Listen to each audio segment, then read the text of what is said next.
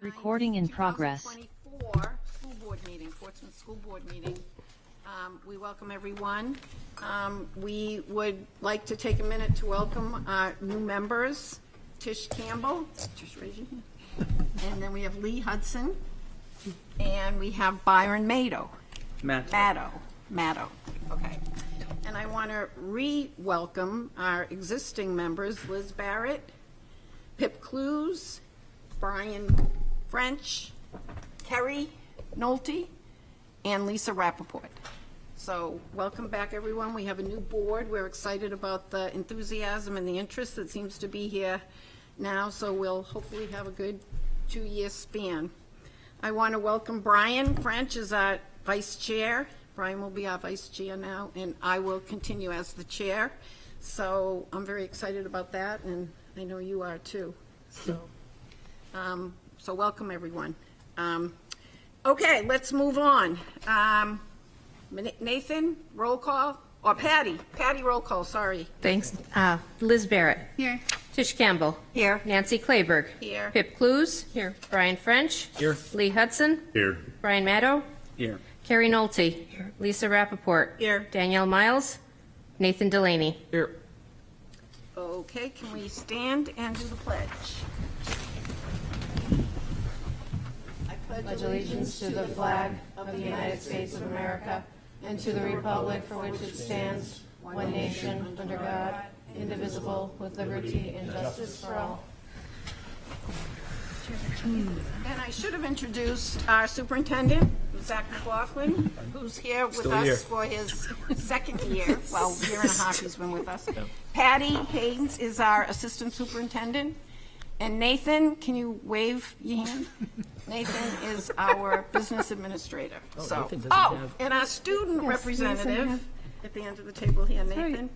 Nathan, what year are you in now? I'm a sophomore. Sophomore, okay. So Nathan gives a great perspective to us of what the students in the district think. So it's great to have a student representative, and our teacher representative is not here tonight, Danielle Miles, and we often have an SAU 50 representative sitting at the table with us. That's someone from Greenland, Rye, Newington, Newcastle. So tonight, obviously, they couldn't be here, but we often have that person. Okay, next on the agenda is announcements and recognitions. We've got a few. On the announcement side, I just people will have noticed, and I put out video to on this over the weekend, that we are moving. At this point, we've been working on building up the new Facebook page and moving away from the old Facebook page. The new Facebook page is facebook.com/PortsmouthSD. The social media team has started to populate that over the course of the last month.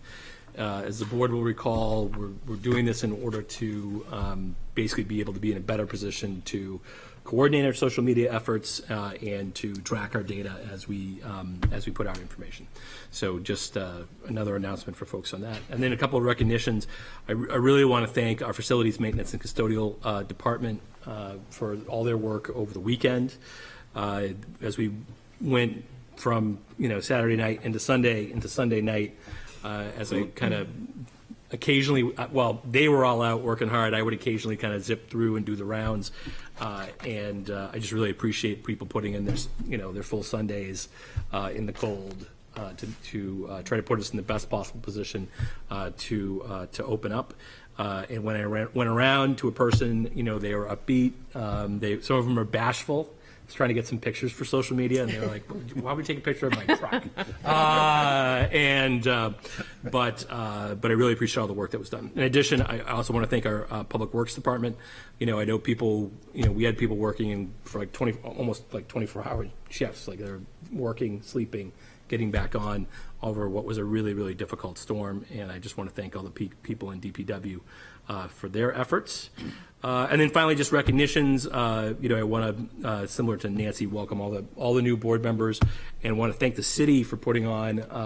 That was my first opportunity to go to an inaugural event, and real testament to the importance and clout of Portsmouth in the state of New Hampshire, to have a good chunk of the congressional delegation present, to have a really good turnout. of family and to be in a position where people, what I love about this community is we're constantly we're thinking big picture all the time. It's great to be in a community where we have the ability to think that large, and then to be in a room where that was happening in a whole bunch of different phases. I really appreciate. And last but not least, congratulations to our new board leadership, and I look forward to the upcoming year. So, thank you. Does anyone else have a announcement?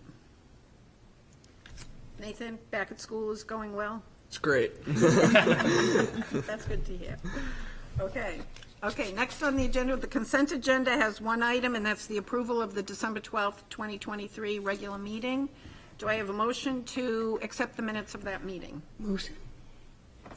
Second. Carrie, second. Pip? Any discussion? All those in favor? Aye. Aye. Any opposed? I abstain, I wasn't there. Okay, one abstention, Liz. Okay, now we are into our public comment session. The public comment session, each person has 3 minutes to speak.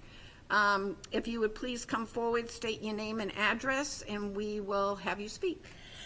Do we have anybody signed up for public comment session? Do we have anyone on Zoom that would like to speak? We have one person, but the hand is not raised. Okay, thank you, Matt. Toby? I guess the public comment session is closed. Did you want to speak back there? No? Okay. Okay. The public comment session is closed. Okay, I will hand the meeting over to Nathan Looney, who is going to talk about our budget. Well, Or do you wanna actually, talk we'll about it? introduce some visitors so they can help frame some conversation for Oh, I us, see. and then Okay. give them an opportunity to head off to other things. A year ago, when we started the conversation around budget, one of the items that we discussed with you was talking about our budget as part of the city budget, and that when we came to talk to you about how we were framing our thought process as a leadership team, that was informed by conversations with the city manager and her team. So we summarized what those conversations were. What I really appreciate is that City Manager Karen Kennard came this year and said, I'd really like to talk to the board for a little bit as you get into your budget season. So I'm excited to have Karen join us and give her a little bit of time to talk to you about kind of her vision for our process and the city process in general this season. Thank you, Karen. Thank you, Madam Chair. Thank you, members of the school board. Thank you, Zach. And it's been a pleasure to work with Zach and Nathan. They've been nothing but team players. And I think what I wanted to do tonight is to recognize to you that this is my 5th budget. And I'm joined by my colleague, Judy Belanger, who's our finance director. And this is not her 5th budget. This is probably her 20-something, 25th budget. And we're doing something we haven't done before, which is come to the school board, the fire commission, and the police commission. And in fact, we were at the fire commission about an hour ago. And we'd like the opportunity to bring you into the fold as early as we can, to hammer home the point that Zach made so eloquently that I don't even have to make it, I just have to reinforce it, which is we're all part of a team. We're all part of one budget. This is a collective effort. And to the extent we can work in that vein, it will be as successful as we can be. So to take you back to FY20 and FY21, I dread to use the pandemic word, but we all were hit with, and then we reacted conservatively to, and as a result, literally climbed successfully out of the COVID years. But you will remember that we slashed capital, we delayed rolling stock, we changed a lot of the ways we behaved in our budget, which was part of our longstanding policies. And with the support of this current council, which is the council we just had previously, we were able to use the last 2 budgets to rebuild, to return to our following those long-standing fiscal policies, to support those long-term funding plans. We also got a chance to add much-needed salary adjustments for recruitment and retention across the board, really, and many of the departments have benefited from that already. But to sum it up, there was an aggressive spend to cover some delayed needs. And I think the message now is the aggressive spend needs to be curbed.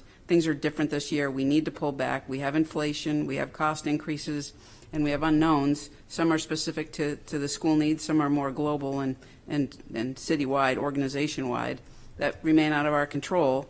And I know you've got some particular issues, transportation, out-of-district tuitions, equity among schools. We've talked with Nathan and Zach prior to coming here tonight, so we're not, they aren't foreign to us. They're part of our collective thinking. So FY25 is going to be challenging from a budgetary perspective, and if Judy and I were asked to pick a couple of words to describe how the budget's going to roll, it's going to be austere, and it's going to recognize efficiencies. So last year at this time, the Consumer Price Index stood at 7%, and the 10-year rolling average was 2.55%. The 7% became 2.69. That's a big drop. Fortunately, what the 7% did was bump up the rolling average just a hair. But the CPI for this past November to November is down to 2.4. So that's the benchmark, really. That's the number we're trying to hit. We've just started on the FY25 through FY30 CIP process, which has a big impact on many things across the budget, most notably the non-operating budget, which showing an early increase, a preliminary increase of over 13%. So the directive I shared with the department heads right before Christmas, that was really jolly of me, was to tell all the department heads we've got to stick as close to that rolling average figure of 2.69. And I recognize out of the gate, as does Judy, as does Zach and Nathan, that there are certain departments, including yours, that have a bigger COLA to factor in. A tiny bit of good news, the retirement rates will stay the same this budget cycle. The other thing we're factoring in this year that I'm sure you've heard much chatter about is the impact of the budget along with and aside from the impact of the upcoming revaluation, which is slated to take place this year and for the first time in 5 years. So they're two different things, right? And they're mutually exclusive of one another. The budget is the tool that will drive the tax rate and is a direct reflection of the services we all value and provide.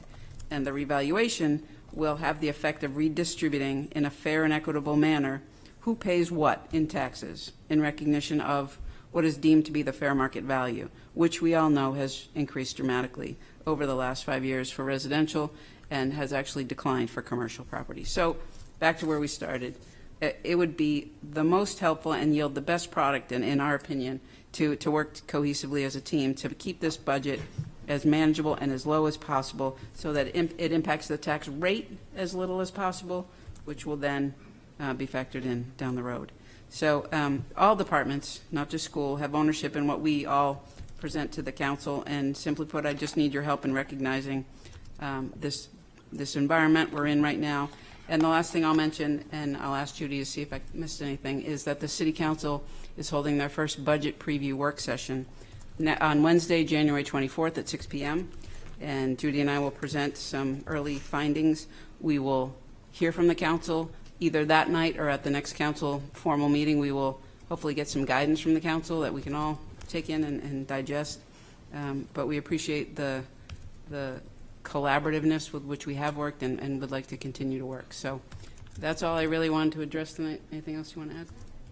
Okay. Well, we're a good team, Judy and me, and we work really well with Nathan and Zach, and we look forward to continuing to do that. Happy to answer any questions, and also happy to leave you alone and have the rest of your meeting.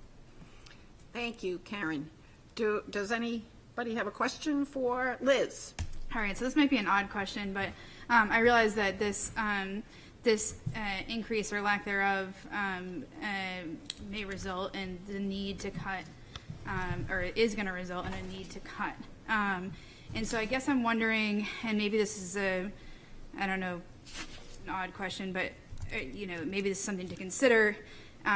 If we can gain more information on, are there projects, as we move forward with this budget process, are there projects, I'm just thinking, I don't know exactly what's coming up, but are there projects within the schools that could be bonded out, that could be pulled out of our budget, even some smaller projects, so that we can defer those costs and therefore maintain our budget the way it is? Well, the short answer is what you have in your school budget is largely operating, and to qualify for bond financing is a very specific set of rules. So what I credit the finance team in working with Nathan in doing is culling out what is bond eligible versus what is not. So as a rule of thumb, what you use operationally would not be bond eligible by and large.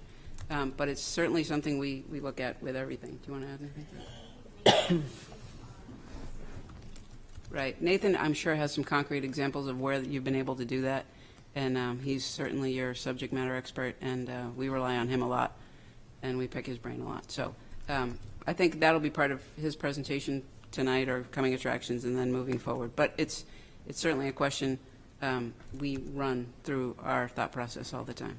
And I guess another question or sort of comment to be considered is that I feel like we've pulled some ESSER funds towards projects that could have been in the CIP or could have been paid for by the city. And so I guess I'd hope going forward that maybe the city considers putting some of that money back into the schools, those ESSER funds that were used for bigger projects and whatnot, because we do need to keep our staff, I believe. I'd be interested to see as we go forward what we're able to sort of cut back on, but I think we still have a need due to COVID and all of the ramifications that have come with COVID, so and the social emotional needs of our children and our community. So I really want our community to really consider how we've used those ESSER funds and if there's some grace that could be given there to the school department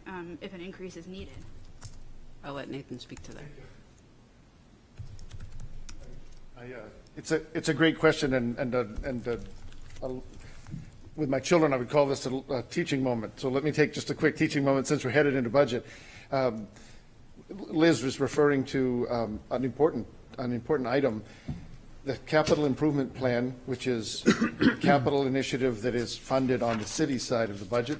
It's a process that starts our budget back in the fall. We'll talk more about that later.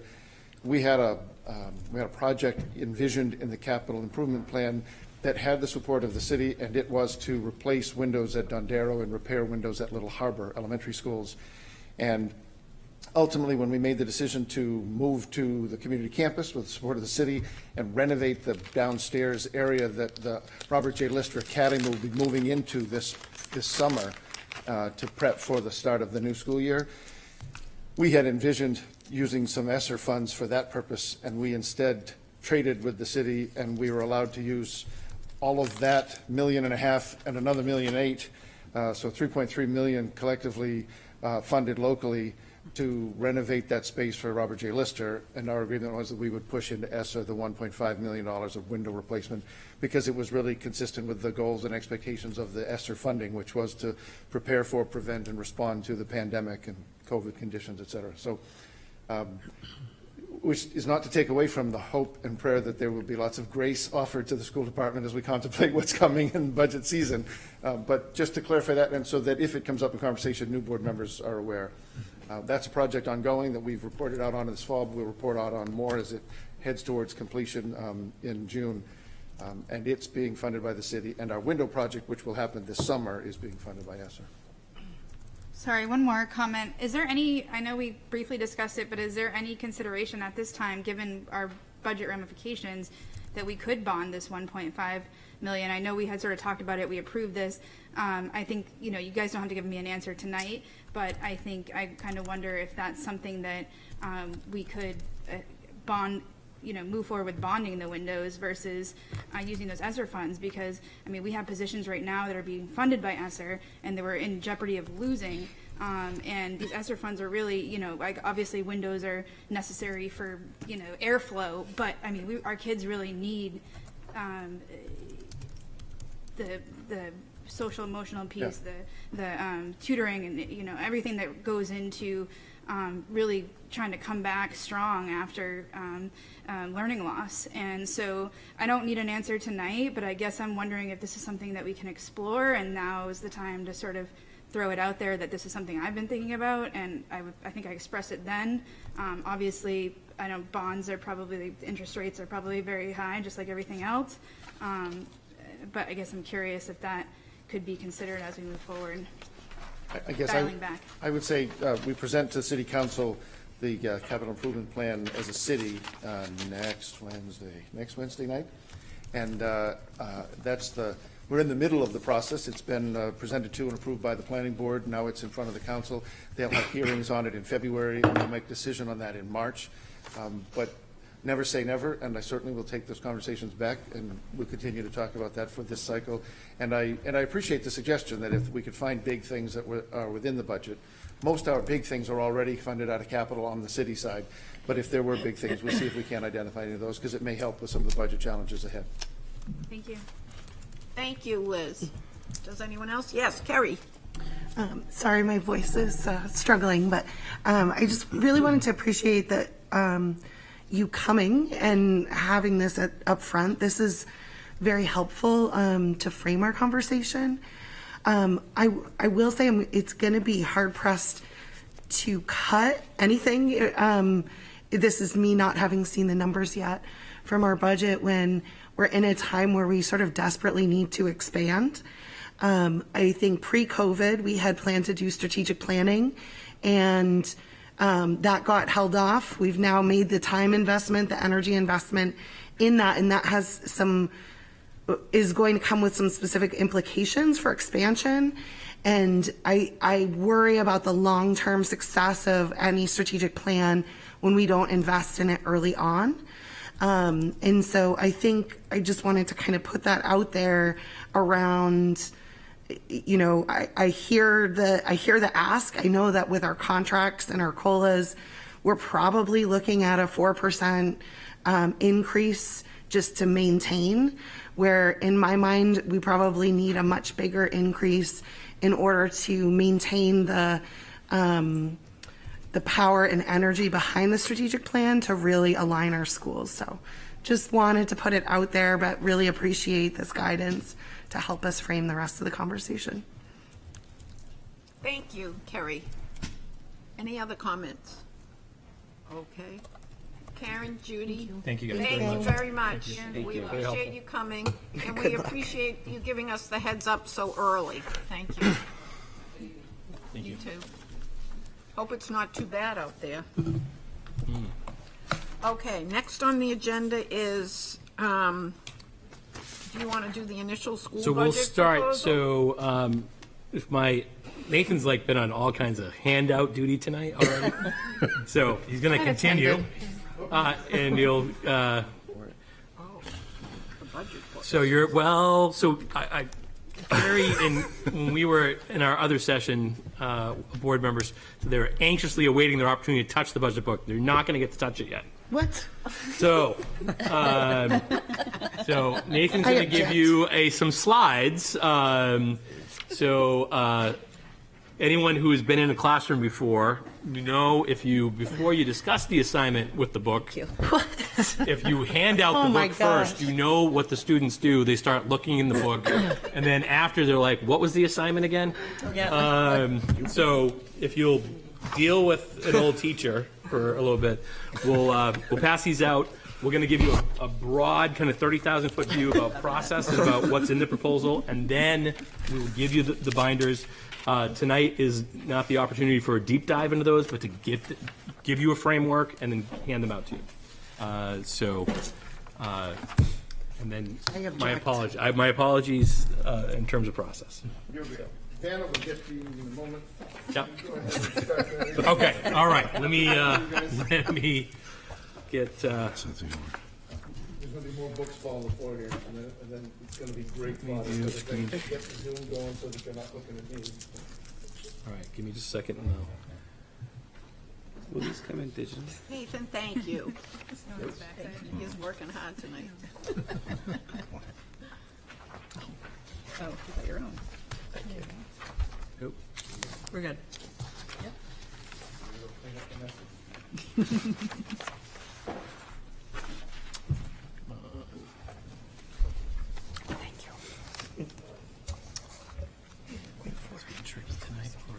It's up on me. You see it?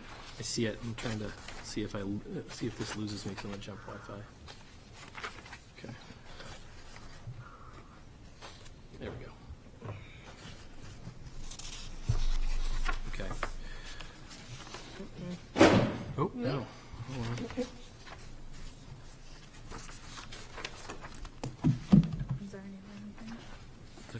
identified yet? Okay. Let me go back to PSD staff. Nope. Matt, I'm going to come out and go back. If Matt's over there, I'm going to come out and go back in. Hold on, make me host. Matt's gone. What's that? Oh, Matt's gone? Matt's gone. Let me see if I can make you host. Or, He didn't leave me as host. I think he's sharing. Try it ability. again, because you pulled back out. Yeah, so I'll maybe go now. back up.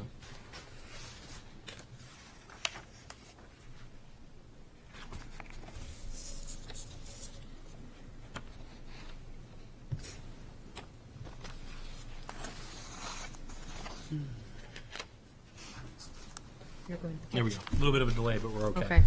All right, thank you. Another old teacher move. Have your audio-visual equipment crap out on you right at the wrong time. So again, we're going to give you a kind of 30,000-foot overview, frame kind of the process up to this point, and then what we anticipate the process being going forward. It'll incorporate, what I need to let you know is our process, which you'll see, started in August, and some of the information that we received, and I appreciate the city manager letting us know that we received about a week before Christmas some additional things for us to think about. We were not able to hit all of those things in our initial proposal, but we're going to tell you what might need to happen in order to, if we're going to try to hit some of the marks that Manager Kennard has talked about, what that might entail. But first, I think it's important to talk about, in terms of budgeting. Budgeting is one of your most important roles as a board, and what are we trying to do? And ultimately, we're trying to achieve the goals that we've set for the school district, and we're trying to do that, trying to be aware of the context in which we are living, part of which is the financial context. In terms of those goals, we're in a period of transition. Those who have been on the board, it's been mentioned a couple times tonight, we're about half to 2/3 of the way through our strategic planning process. We have developed a set of goals in terms of through the metaphor of a portrait of a graduate. And the portrait of a graduate is basically this idea about trying to set a North Star for the district, and the North Star being what would we want, ideally, a student, what do we want to aspire as a school district to have a student, some of the elements we want a student to have when they walk across the stage to receive their diploma. And that included this set of pillars through a set of community conversations and then work by a working group. And now we're about to move into the next phase, which is to develop action steps in connection to basically what are the core things we want to do over the next, we'll call it 4-year period, that will get us from where we are to moving the needle towards those particular pillars.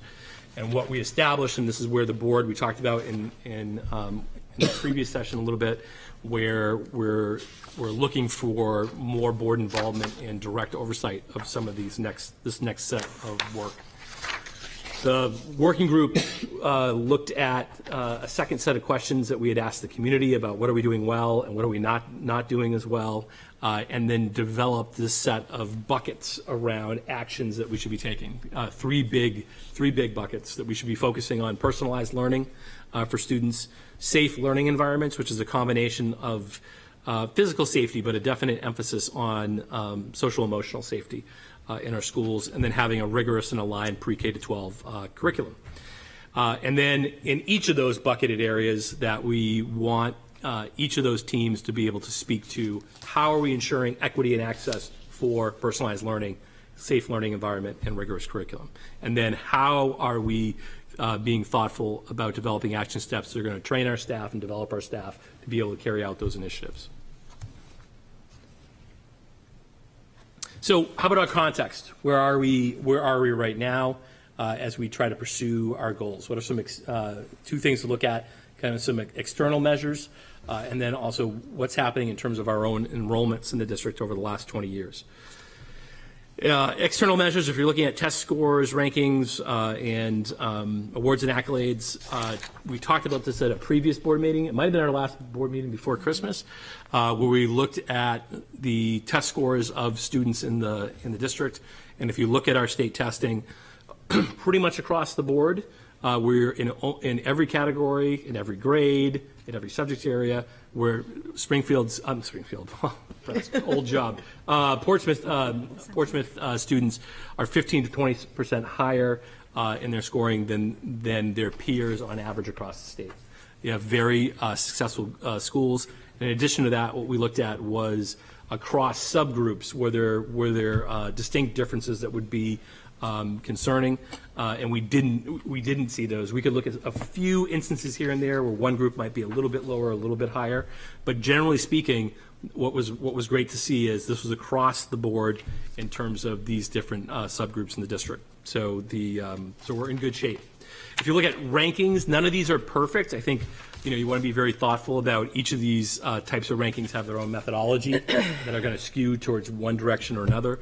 But broadly, niche.com, which is one of the few places that will give a ranking of school districts in the state. We're amongst the top 5 in that group. I'm removing a magnet sub-district that's in Nashua, but we're in the top 5 amongst districts in the state. And then all of our schools in U.S. News and World Report are all in the top 20th percentile of their categories around the state of New Hampshire. And some of our schools are in the top 3 or 5% of their categories. In addition, in the last 3 years, two of our three elementaries have been recognized as National Blue Ribbon Award winners. So these are in terms of that set of external measures, these are very successful schools in terms of creating academic achievement. If you think about our enrollment and what's happening in our enrollment, we've talked about this. Those who have been on the board for a while, we've talked about this a little bit. From the previous 10 years, our enrollment's gone down about 220 students as the community has shifted a bit. And then in terms of the projection of where we might be going thereafter is, based on our current projections, would be maybe another 100 students. So a continued decline in the number of students that we serve, but a slowing down of the rate of decline. Now, of course, these figures are, again, they are projections. And I think one of the things that we're going to have to continue to explore and think about and work with our partners in the city on are questions about housing, what types of projects are being approved, who are the target audiences for those projects, and is there a housing stock that is going to be available for families who hope to be part of Portsmouth as a community, and then in turn part of our public schools. And if there is not, then what over time will that potentially mean for our economies of scale within the school district? What does it mean for programming? What does it mean for our percentage of the tax burden on local taxpayers? In terms of the process of this particular budget development, this conversation really starts again in August. So the city council passes their stuff in June. We are off in July if people take some vacation time, and then in August we're sitting down and we're starting to have that conversation about what do we think the big rocks of the budget conversation might look like in the upcoming year, and then how do we want to inform the kind of mid-level managers in our organization, department heads, principals, about how to think about their budget development. That work for them happens in October. They start to do that work within their own buildings and their departments. We sit down with them as a central office team in November, sit through, look at their proposals, have conversations about what they'd like to do. Then we develop what we think is our initial proposal based on judgments we make around what we've been talking about with those folks. And ultimately, we complete a draft and we're going to bring it back to our administrative council. Now, administrative council here in the school district is composed of principals, program directors, assistant principals, and the central office leadership team. We come back and we say, look, this is where we think we're at, and we have some additional dialogue. In the beginning part of January, we're finishing those conversations right before Christmas. We're rolling to January, and then Nathan and his team have this short window from the holiday into now to put together our budget books. We come together with you. We give you an initial proposal, our best judgment about what we think would be appropriate for the schools for the upcoming year. In January and February, we hold a series, traditionally 4 budget workshops, and then 2 public hearings, which are part of regular board meetings in January and February, usually with a target of the end of February, before February break, that we would have closed out and have a school board approved budget proposal. That approved proposal, again, because ultimately the city council is going to have the final say, goes to the manager in February, as some of the other departments in the city are in the midst of their work to put together a final proposal. And then we start the work with the city council in May, ultimately with the city council adopting a proposal in June.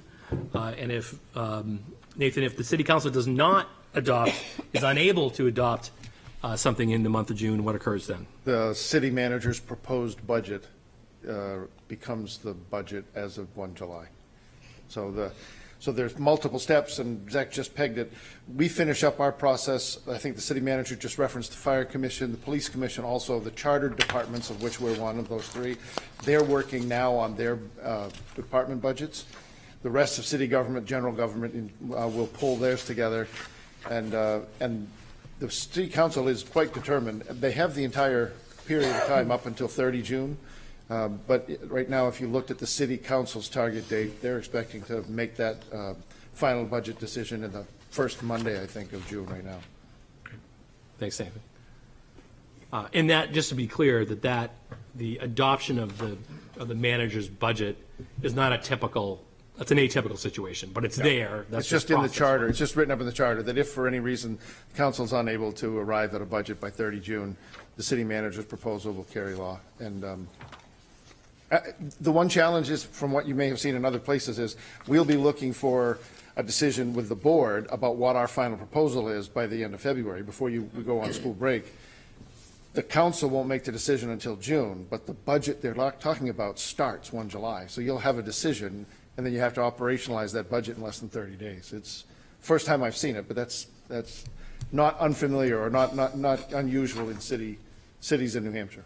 I would say that a lot of us who are in your central office team, more often than not in New Hampshire and a lot of places in the Northeast, you're not part of city government. You are a standalone municipality, and that's how you function. So a passage by the board, for me, my last job was the first Tuesday in March, and we were done. As long as that vote passed, we were done. We knew we could operationalize at that moment.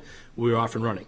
And if we had a failed vote, it'd be another month to turn it around and take another vote. But this is this is different, and we are in the interesting situation as a chartered group, similar to fire, similar to police, where we have a process that looks and feels like we're an independent municipality, and we are ultimately not.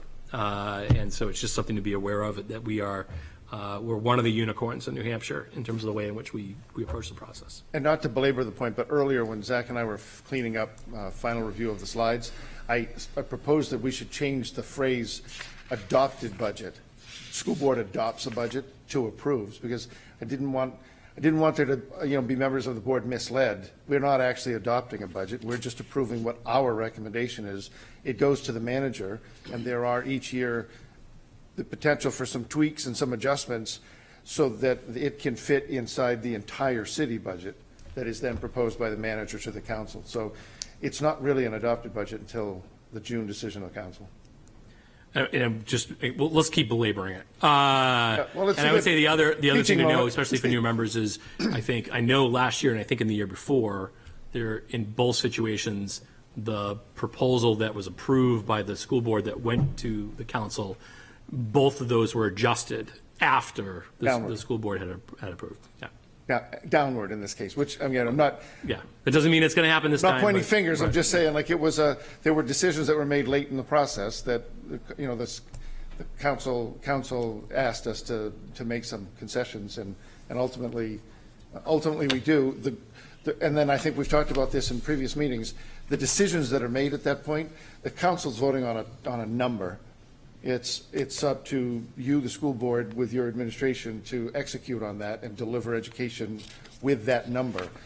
But to be fair, when the council conversation very publicly at this dais, at this podium, is talking about a particular position, for instance, although you might be able to go ahead and have that position anyway, if the conversation was all about not having it, generally speaking, we wouldn't have it, because that's the will of the representative government that we're working under with the council. But it's a number that they ultimately approve and pass back to you that you can then go ahead and deliver with. Thanks, Amy.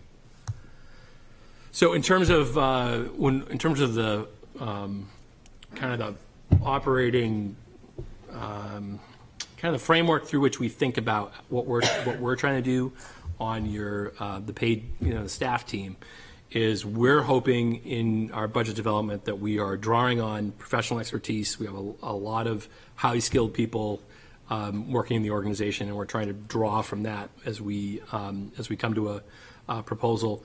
We want to work really, really hard to develop and maintain a high level of trust with the board. We want to be very transparent about what we're doing, about what we propose we want to do, about why we want to do it. We want to engage you in an in-depth conversation about what that looks like. We want you to feel good about ultimately your proposal to the city manager. We want to advocate for proper funding, and we also want to make sure that we're disciplined in the way in which we approach this. We have an approach where we've included employees throughout the organization in our process to go up through to get to this moment where we're proposing something to you. And our expectation is for employees that they understand when in the process was their opportunity to advocate.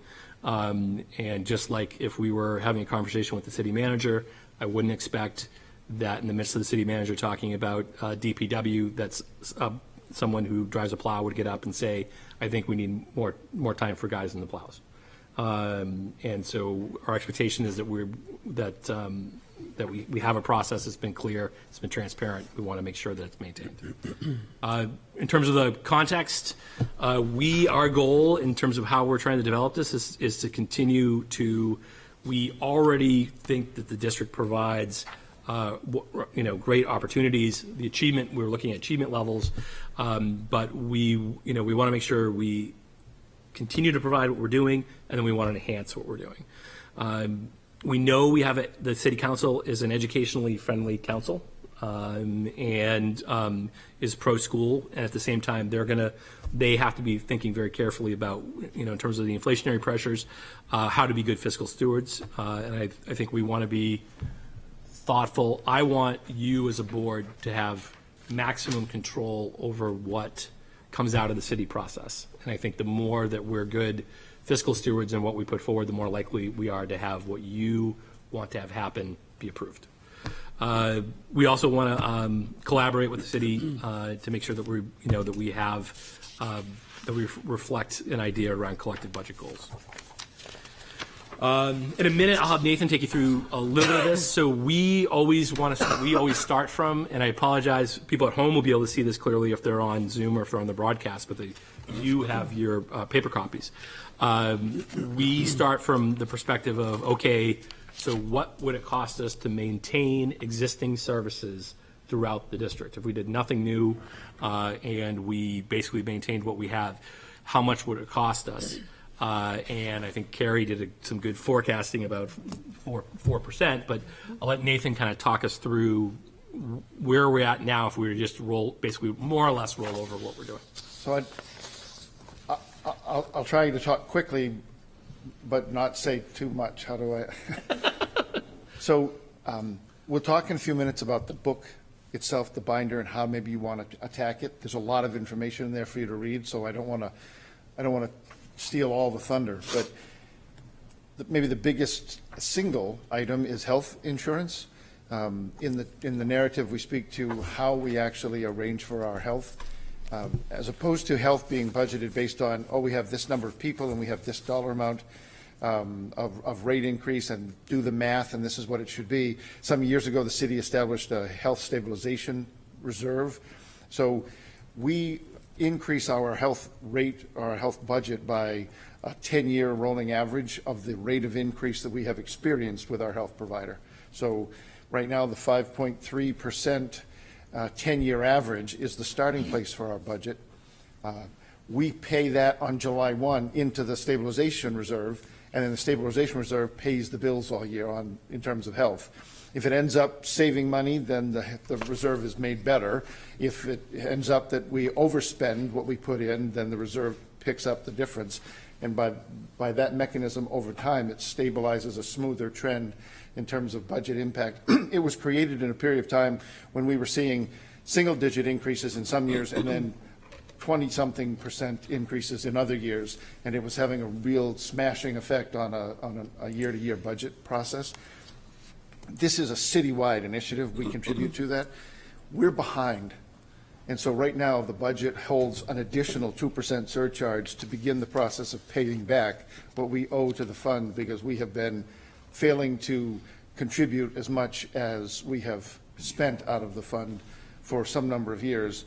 The calculation right now is that we certainly would break even in a handful of years, and we would within, I forget, somewhere 15 years maybe, with a 2% surcharge, we would pay back to the fund. We're still talking to the city about whether that's an exercise we need to continue, and this might be a year when we don't start that, but as a beginning point, we've added that extra surcharge. Some dollars in dental insurance increases. I think it's a 4% increase being handed to us by our provider, and then some small dollars in other benefit categories. Line 3 is salary adjustments for our collective bargaining agreements. So across the board, nearly everybody in the district, with a few minor exceptions, nearly everybody in the district is covered by a collective bargaining agreement. They are unionized. So there's there's 7 different groups, and there are small pockets that follow one of those groups. In your binder, you'll see a sheet that provides what the percentages of increase are for each of the unions, each of the employee groups. This represents actualizing the budget for the people that are here. So if the old budget had $50,000 for a person and the person that was hired to replace them is 60, then this starts with 60. Likewise, if it was a $100,000 person and they retired and we hired a 40, then the 40 would be in here. And then all of those people are projected to receive whatever the cost of living adjustment increases are that are provided in the collective bargaining agreements. The number on the left, the 993,000, is salary. The number on the right is all the roll-ups of taxes and retirement costs related to those new salary dollars. Line 4 speaks to adjustments to substitutes. So we spend a significant number of dollars every year on substitutes for teaching ranks, but also for support staff. Not every category sees a substitute come in if you're absent, but some do. What I inherited was a budget that hadn't changed in a number of years, and in the 5 years I've been here, we haven't changed the substitute budgets, but every year we're smashing through them and riding way over budget. And so I took this opportunity this year to try to right-size them. It certainly is just a baby step. I think over the last 2 years, we've averaged close to 300,000 of overage in terms of substitutes, but it's a difficult category to beef up. We've also started paying our subs more, so we've exacerbated the problem. So in this case, you see that I've added $117,000 to subs, and I picked up another $9,000 in taxes to go with that. And it's an attempt to begin the process of right-sizing our substitute accounts in the budget to meet the needs of the teacher and support staff substitutes that we hire throughout the year. Remember, subs are not just for absences, like sick absences or bereavement or the like. Sometimes they're long-term subs for major medical, for maternity. They may also be subs who come in because we're doing professional development with teachers who are removed from the classroom to be able to work with their colleagues for a period of time.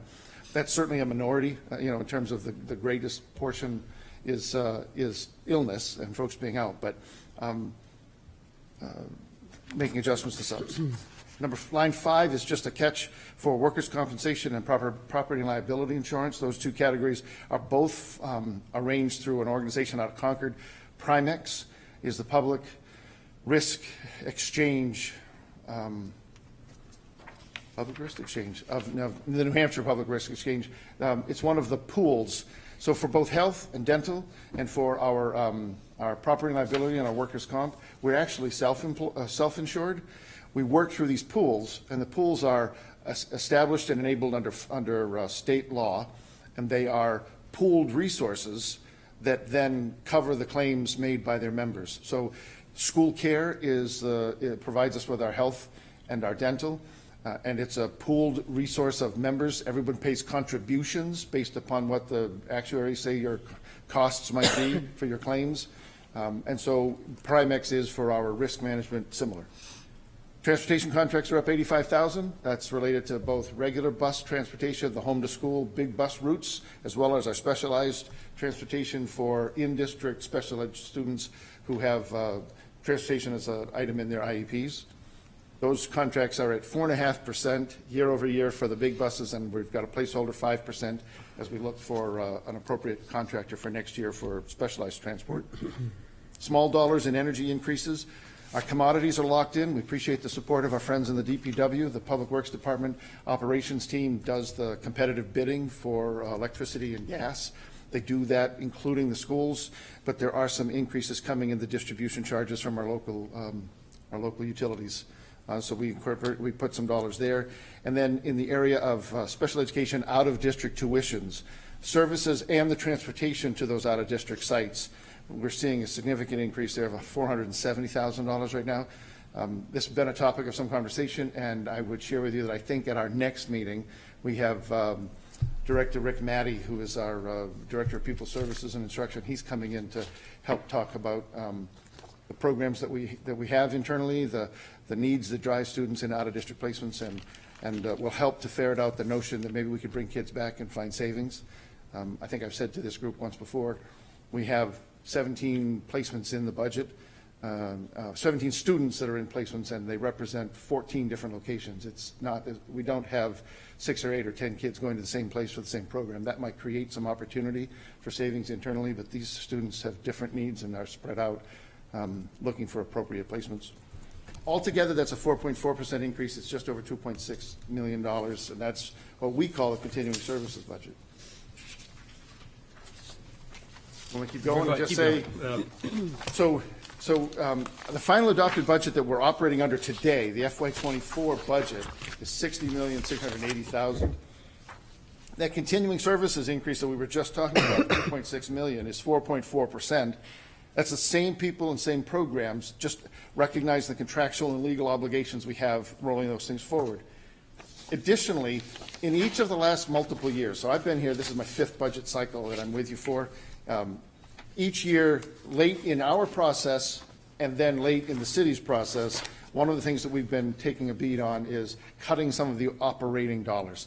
Let me step back and say, when you get your book and you're looking through budget, we break it down pretty simply into 3 huge buckets: salaries, benefits, and operating. In other forums, we've called that the discretionary budget. Principals call it the building budget. It's the stuff. It's contracted services, it's supplies, it's repair and maintenance accounts, it's equipment, software settles in there. All of the things, and by the way, if you look at the pie chart, which you'll see in the book, things, the stuff, the operating is, when you take out the contracted services for things like busing, or for energy or for maintenance, it's a very small slice of the pie. It's a hard place when you always take a swing, because that's where the papers and pencils, the computers, the copiers, you name it, the Prometheans on the wall, the teaching materials and supplies, that's where all of those things live. And if you want to have a really big impact on kids, short of cutting the teacher in their classroom, take away all the stuff that they're using. So it's, I tell you that, we've added in $311,000. Those are the requests that we've honored from the building level and the department heads, saying, this is what I had X number of years ago, this is what I asked for last year and the year before, can I try again to get some more of this back? Sprinkled in there are some things that are really new. In athletics, for instance, we've had the luxury of working with the Wentworth Douglas Hospital and have had an athletic trainer at events all around the high school program, and that has been at no cost to us. Wentworth Douglas has now merged itself with something bigger out of Boston. I forget which one, Beth Israel? Mass General. Mass Gen. And that's not a model that they're going to support. They're excited and eager to have a trainer here, but there's going to be a cost. We've had to put that cost in. So there are some new things in there, not just some let's get back things. But that's 0.5% on its own. And then we actually are seeing a very, very, very slight reduction in this budget in terms of FTE, full-time equivalent. This is the staffing metric we use. We step back and say, I'm a 1.0, working all year long. The other members of the staff that are here are 1.0, but most of your paraeducators in the building are just less than a 1.0 because they work a fraction of the day. Some of my clericals work year-round. They're 260-day people, but some of them work just school year. And so when you calculate the number of days, when you multiply the number of days they work times the hours they work, it's 1,950 hours worked by a full-time clerical. If you only work school year and you work 7.5 hours or 7 or 6, when we do the math, you're a prorated FTE. On the city side, they talk about full-time and part-time. On the school side, we actually have an FTE proration. In some of our union contracts, like in clericals, they use that FTE proration. They use that factor to multiply and come up with a prorated share of leave time, for instance, that you're entitled to in that capacity as a clerical. So it's important that we use it. When the dust settles on this proposed budget as it stands right now, we're down 4/100ths of an FTE. So it's essentially flat. So same people, but with some of the changes we've made, moving staff from federal grants in and out, there are some costs because salaries are different. People that are, positions that are being reduced to positions that are being added, they're netting out to different dollars, even though the head count is ending up being essentially the same. So combined with that 287,000, the continuing services and the additional operating and staffing requests lead us to a $63.95 million operating proposal that is 5.39% increase year over year. So if you think back to the conversation we had just before we started talking about this, I mean, Manager Kennard talked about the fact that the COLA, the cost of living adjustment, and this is a Boston, Cambridge-based figure of inflation, was 2.69, and now we're talking about our initial proposal where we would not affect we are moving some positions around, but we're actually more or less have the same number of positions, which still put us in a position where we were at 5.39%.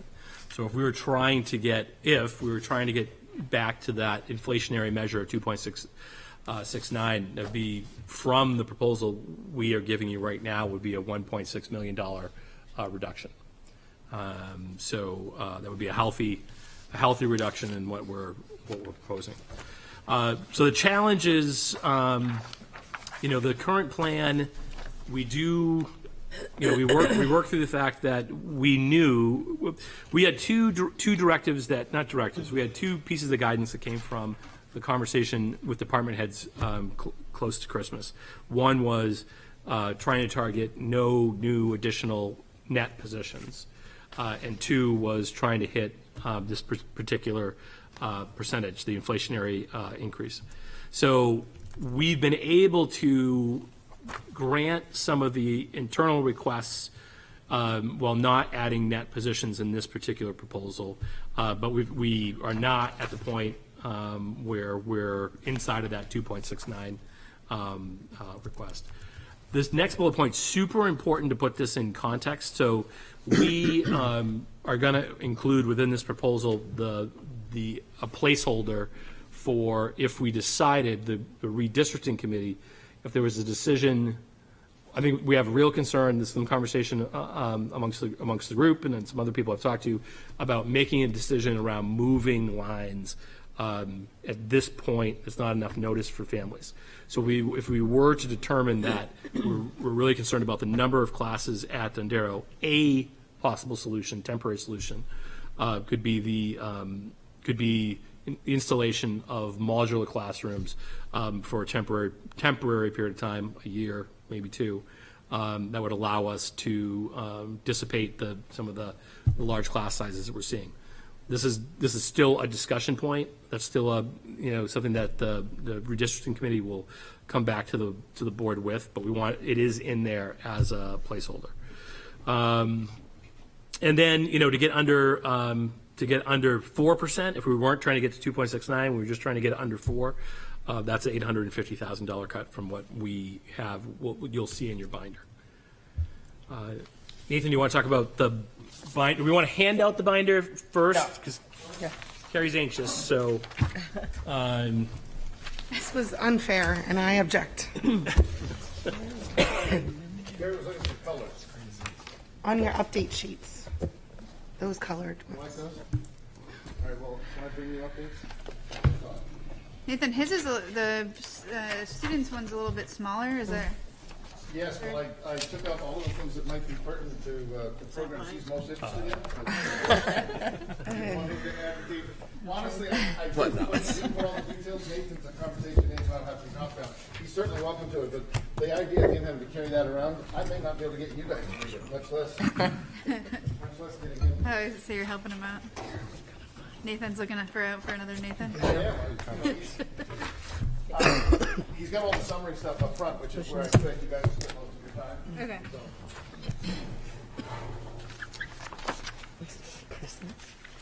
Oh, yeah. So, you have a question already? Terry, raise It was a the- bigger picture question, yeah. bigger, you want to talk big picture before I ask you about, or you want to talk, you don't talk budget? I'll talk budget, yeah, let me just talk book. Yeah. So, Let Nathan finish. folks are always curious about where to start with the book. There's a helpful memo right at the beginning. Right behind the helpful memo is a document that the previous board members have not seen, except that it's in the same format as your financial report. So we took the format of your monthly financial report and we put the proposed budget in, which allowed us to do a couple of things that seem to be really normal comparatives, but have not been part of the budget package in the past here. So in that report, which is right behind the front page memo, you have a 3-page summary that is in the same format as your financial, but it provides you 2 years of budget versus actual. It gives you the current adopted budget. It gives you the proposed budget as it stands, and it calculates the variance. Now, if you're new to this and you haven't seen the financial, then this will still look a little different, but in our financials, we consider the salary categories up front. So the first section of your financial is your salaries. Meaningful here because of the depth of unionization, because these are all categorical in terms of the collective bargaining agreements that drive them. And so we take them aggregated by category rather than spreading them out through the cost centers elsewhere in the budget. Second section is benefits. And you'll see all of those benefits tied to the salaries. And then in the subsequent 2 pages, Portsmouth has for a number of years used a cost center model, but this is just operating. So I was talking earlier about 3 big buckets: salaries, benefits, and operating. The last 2 pages of this really speak to the operating. So that is cost center by cost center. First the schools, then the curricular departments, if you will, and then support efforts, and then special education, and then the operations in the end of the report. This is all of the non-salary expenditures or non-salary and non-benefit expenditures that are broken out. And if you look, you can see the trend of budget to actual for 2 years, and then you can see what the variance is between the proposed and our current budget.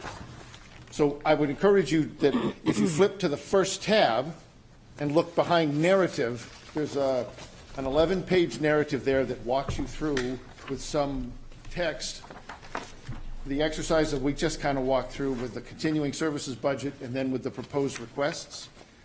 It connects the ideas to the dollars. It summarizes first continuing services and then it summarizes proposed. It makes reference throughout the narrative to some appendices. Those are just a series of documents that I've led right behind so that you can find those. I would encourage you to start the binder by reading the narrative. Following the narrative, flip to the next tab, which is summary, and you'll see the documents that have been provided to the board in years past, which simply offer a current year versus proposed year comparison. I've been dismayed because they don't even offer a variance. Like there's no, here's the budget, now get out your calculator so you can decide what things are changing. And it's always felt like I wasn't quite given enough. So The report that I talked about up front in the very beginning of the book provides that variance. Here, there's a variance by bottom line, the total. You can find the difference. But this budget summary links to tabs throughout the rest of the book, which represent all of the cost centers for whom we have budget makers that we have talked to and met with when Zach was talking about the process earlier. You certainly can poke around in the details under each of the tabs of the cost centers, but I think you'd find greater success if you read the narrative, look at the summary, contemplate areas of interest, and then go find the detail in the tabs. What we try to do is get the staff to provide some level of narrative detail in the cost centers, so that it's not just I'm spending $5,000 on supplies, but to some extent, what are those supplies and what reasonably would they be? Some of them will look to you to be fairly contingent, contingency based, like, oh, I'm in a phys ed and I'm going to need balls and I'm going to need nets and I'm going to, but even in categories like that, we try to get them to refresh it each year based upon what they might really do. I remember saying, it wasn't in this district, it was another one, how many years can you tell me you're buying a parachute for elementary phys ed? That parachute can't be torn up after every year. No, they just forget to change the language. So here we try to keep the narrative fresh so that we really are giving you information about what we're spending the dollars on. Behind the tab labeled Other, I won't do it with you tonight, but in case it helps, I really want to provide you with information that doesn't require you to know the chart of accounts and chase numbers. Chase dollars, but you shouldn't have to chase numbers. But to the extent that you're interested in that, and the reports that are here do provide those, the very first thing behind Other is a classification guide that speaks to how our chart of accounts breaks down, so that you can see on the first page of that exactly what the account number means, and then in the subsequent pages, you'll see all of the elements, the subcomponents of the charts that you can chase. For instance, I want to be able to find things that are high school related, things that are elementary, et cetera. You'll be able to find what the functions and programs and location codes mean. Behind that is the NESDEC enrollment. So Zach made reference to some enrollment slides in the presentation. We do an enrollment projection through NESDEC. They are the New England School Development Council. They've done that every year for a number of years. So they've got a historical perspective and a forward-looking projection, and it takes into account a fair amount of information about our community, our building, and our trends. But that's there for your information. At the very back of the book is the CIP, and for those members that are not brand new to the board, the capital improvement plan is the first portion or the first piece of the annual city budget process. That started back in September.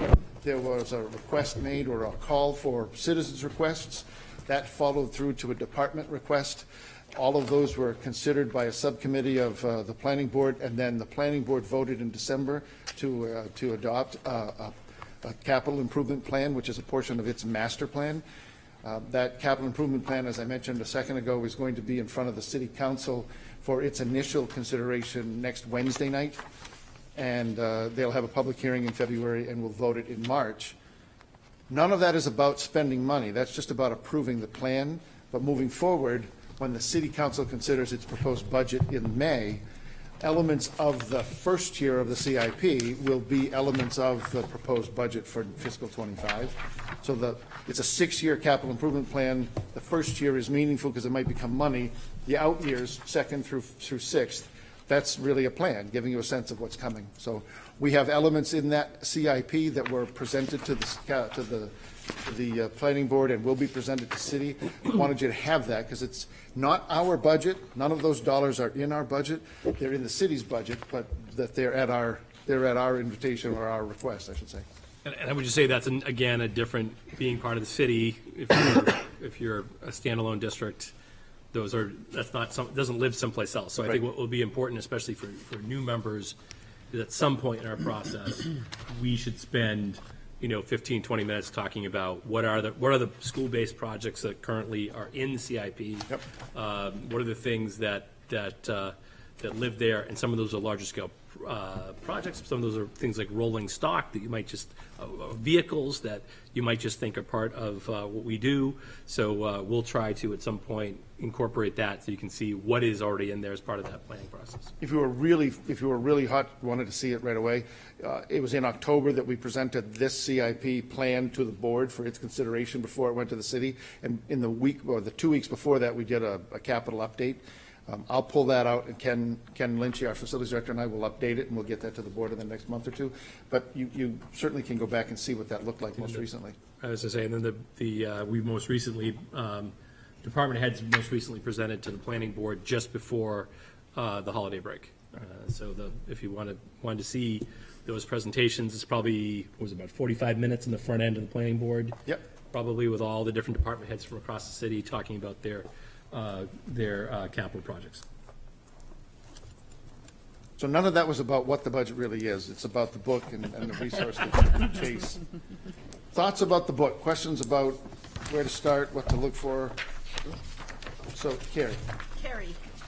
On your, right after the memo, the multi-year proposed budget, I just want to make sure I'm interpreting this correctly.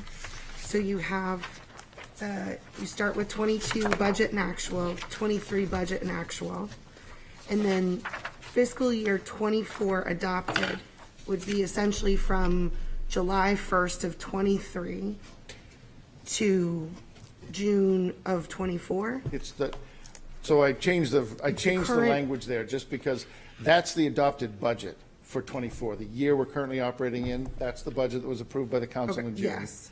So it's just like the 22 budget and the 23 budget. I did not give you the actual for the current year because we're only 6 months Halfway in and through it it. wouldn't be Okay. a meaningful figure. Okay, and then yeah, got it. I think I'm following. It's the 2 columns and then the, Correct. yeah, 2 column, 1 column. Any other questions? Is that Liz? Liz? So this is not just to Nathan. I'm going back to the slides here. I have a few questions. There was something that's come up in the past has been teachers advocating for their own things and coming to budget meetings and maybe doing public comment or, advocating via email, maybe garnering support from other community members. I'm a little bit concerned with this idea of discipline in the process. I think it's a good concept that, and obviously I don't want to create any contention within the schools department. I think this is obviously a budget, could bring points of contention, but I'm really concerned because I think some teachers are community members, so they do have the right to speak. And I guess I just wonder, how can we silence their ability to advocate for new programs and initiatives that maybe we haven't necessarily been brought forward by the superintendent because obviously we're being asked to cut our budget. And so we want to hear those things. And so how do we continue to hear those things if we're sort of telling it all to everybody's focused, we have a disciplined process. Yep. I don't want to silence these people. So I guess I'm wondering if there's a way to sort of convey space for that, or just understand that there is space for that, because if they are members of our community, they have the right to public comment whether they're members of our community or not. So. Yeah, I think my concern is that you end up having 2 processes. And so then there's process 1 where I'm an employee, I advocate to my supervisor, I may or may not interest my supervisor in the thing that I'm interested in doing. Then that supervisor might take that forward to the next tier. And we're going through a process where we make this process of weighing, making a bunch of different decisions. We're not weighing good things versus bad things. We're weighing goods against one another, and then coming to you. What I worry about is my understanding of some previous history, which may be incorrect, is that there was a period of time in the community where you'd go through a process, and then the last 2 nights of your budget cycle were employees standing up, bringing people in to advocate for their own jobs. And I don't think that's a good budget process. I don't think it leads to good outcomes. And I think there's an opportunity for employees at all tiers of the organization to advocate for the things that they would like. But I would prefer not to have a secondary process that undercuts the tiers of different people who are given responsibility to make those decisions. And I do think that, and it's not just here, I've seen other places where this can occur too, when that becomes known that is the culture, then people are like, I just got to show up with 30 people at the last night of the meeting, and then I get what I want. And I think that, again, I think that leads to short-sighted outcomes that don't necessarily feed the overall, direction the district wants to go in. Okay. I mean, I appreciate the stance towards, obviously your role in running the schools, but I guess I'm a little bit concerned with silencing anybody, especially when we're having these public comment periods. Sure. And so I guess maybe in the future, thinking about, is there a way to create space for maybe some of those programs so that they don't feel like they're silenced in a way where they can't bring some initiative towards the board because they don't, it's not their, it doesn't follow the form of order here, and so I don't know if there is space to learn about initiatives so that maybe we could hear those things and understand that, hey, maybe we don't have the funds for those or they're not appropriate in the budget right now. So I don't know, just something to think about. Another thing that has I feel like has come up in the past is, the board's role in the budget. The board gets very, although we're here a long time, on some Tuesday nights, our role is very limited to the superintendent, the budget, and policies. And so I think in the past, it's kind of felt like, even though we hear all these things, we get this whole packet, we talk about these things, we really don't have much control as a board over what happens with the budget, with the ESSER funds and whatnot, because at the end of the day, the city council approves a certain dollar amount, and then the superintendent and business administrator and staff, figure out how that's going to go, and we get reports back, and we can ask questions to provide some oversight there. But I think some of the lack of control and so I guess I wonder how can we deal with that, or how can we feel like the board can have a little bit more of a say in some of these things? And I think particularly these late decisions. These late decisions have come back, and then there's had to be some cuts or proposals of cuts that didn't necessarily get, I don't believe, in the past. I mean, I think there's been discussion about the board, but there's been a sort of decisions made by the superintendent, even prior to you, Zach, by Steve, and brought towards the city council. These are the couple positions that we think we could cut, with the board really having no say in that. And so as we sort of dive in the next several weeks into this budget, I guess I'm wondering, what control can the board really have in making those determinations, and can we pull back some of that control a little bit and have a Zoom meeting or an impromptu meeting, if you will, to have a discussion about what might be proposed as cuts in the interim in one of those, prior to the next council meeting, so to speak. I was going to say, Nathan, I think Nathan framed this really well before. I think it might have been, I don't know if manager's still here, but the idea, ultimately, the city council, they don't approve positions, and they approve bottom line budget. And all the conversation about programs, about positions, about all that stuff is justification for a bottom line. So then we have the ability, you as a school board, and us as your paid staff, to take what the city council, gives us, and then to allocate it in ways we deem appropriate. Now, I think there's a political reality to that too, which is if you're having a conversation, and Nathan and I last year were in a position where we're having conversations back and forth with the council about the desire to keep positions, the positions the board had wanted to take out of ESSER and make local budget things. And we're having that conversation, and then ultimately the council comes to a conclusion that, well, we just want you to put those things, you have the ability to put those in ESSER, we'd like you to just kind of put those into ESSER. Well, they don't have veto power over what we ultimately do, but there's some political, we told you that you have X amount of dollars to spend, we made that decision based on public dialogue about the position that you were trying to defend. You can do as a board whatever you want with that, and you can direct us to do what you want us to do, because again, it goes back to the city council ultimately is approving a bottom line budget. And then quick last question, the ESSER positions in the FTE numbers that you gave us tonight that are almost the same by a 0.04, were those ESSER positions moved into that FTE number, and how many? We can have a fuller conversation about, say, Okay. one out of the three that were left over in ESSER based on the last process, we rolled into this proposal.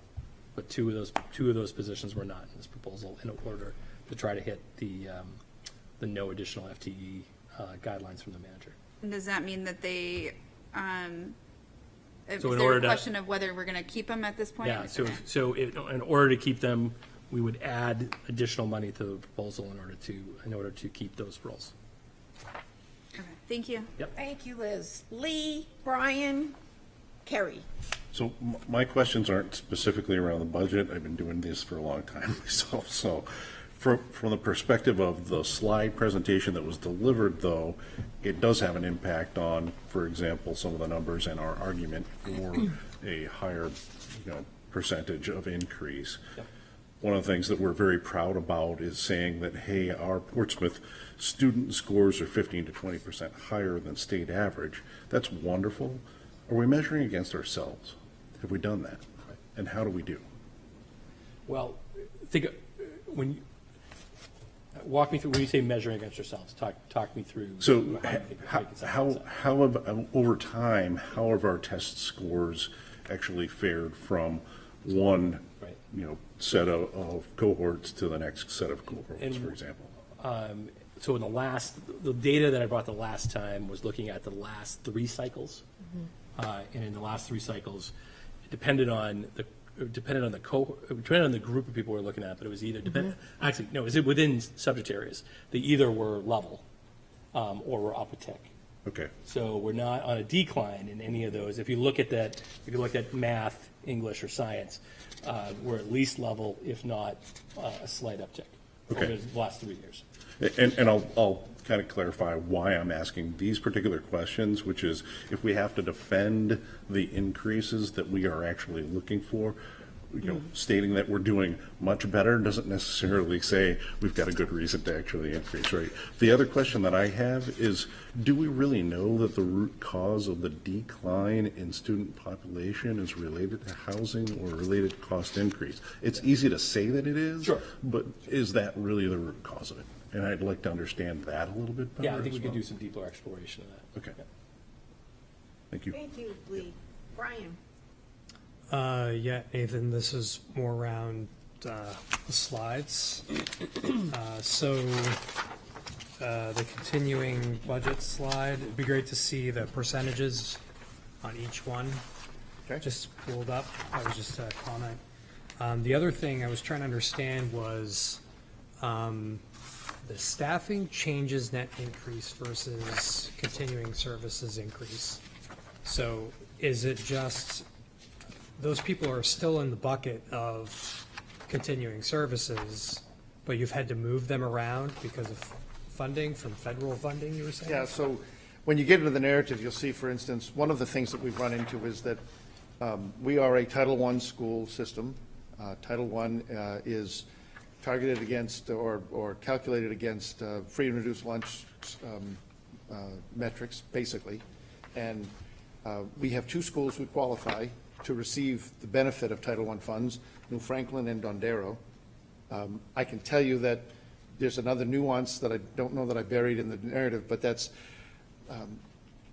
by definition, boy, I'm the wrong guy to talk to this, but Zach and Patty will help me if I get too far over my skis. But at New Franklin, the funding from Title I can benefit all kids in the school.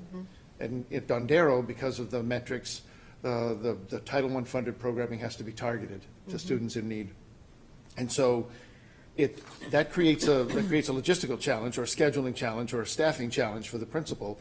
The other dynamic that we're running into that is compounding this is that at New Franklin, we've had some great teachers who are very veteran teachers who have been in the grant a long time, and they're now 6-figure educators.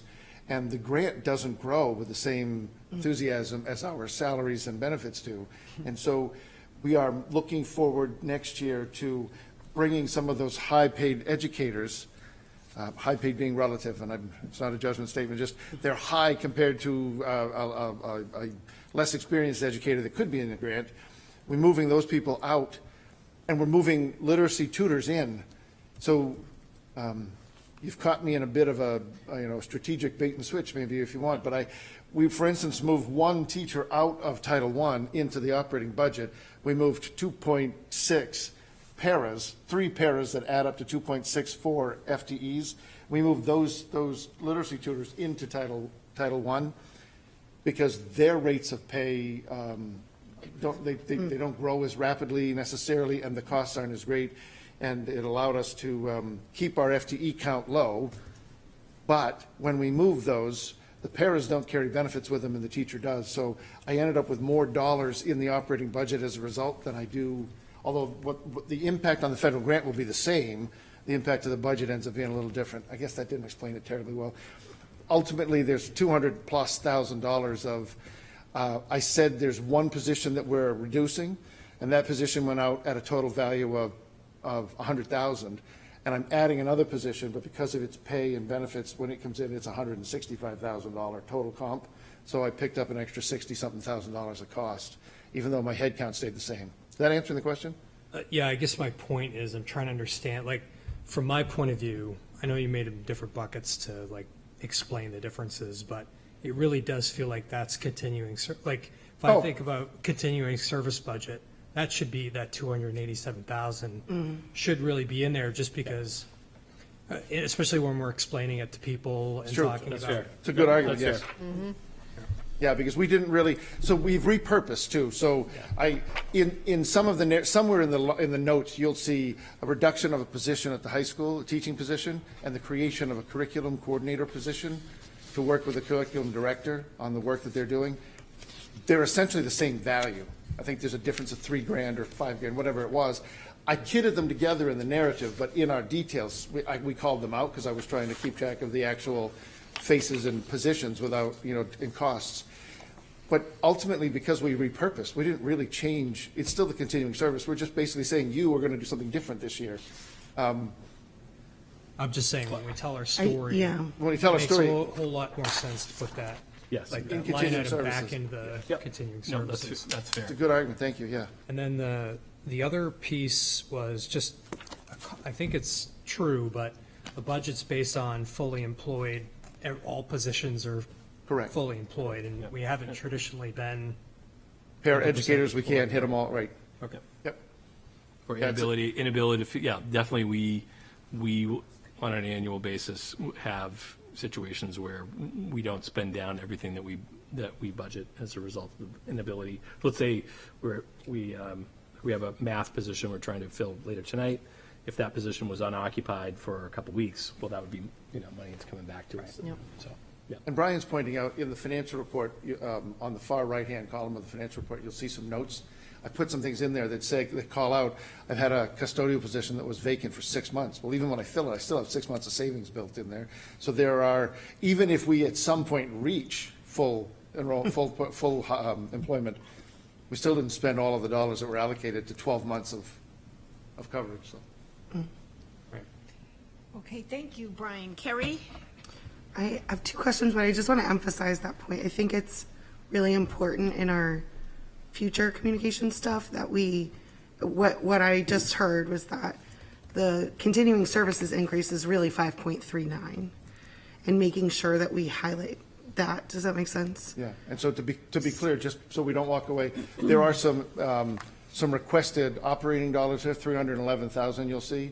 Yeah. Wouldn't call that, so Okay, it so- won't end up being 539, but the point is. Staffing The and- staffing-related changes really are continuing service, and that's, I hear that for sure. Okay. And then in the budget making, I guess one thing, just trying to be fiscally responsible, that sticks out as a general concern when in this budget making process, I hear the what do you need? Was there also a lot of conversation about where are opportunities for cost savings? And more that like kind of the level setting we got tonight with folks of like, we're probably going to have to decrease. So how are we going to do that? So I think the conversation that we were having with budget makers, when you think about how we talked about our process, that conversation that we were having in October, November was really framed around, well, let me step back. The experience has been that city council in particular really hones in on the number of new positions that exist. Like, because they see it as a structural cost and that's a real focus. So that when you go to city council, that's the first thing they're going to be really pushing at. Or like, what are these extra positions? Why do you have these extra people that are going to expand? Like Nathan talked, they're going to expand in terms of their salaries, their benefits. Like over time, they're going to grow in a big way.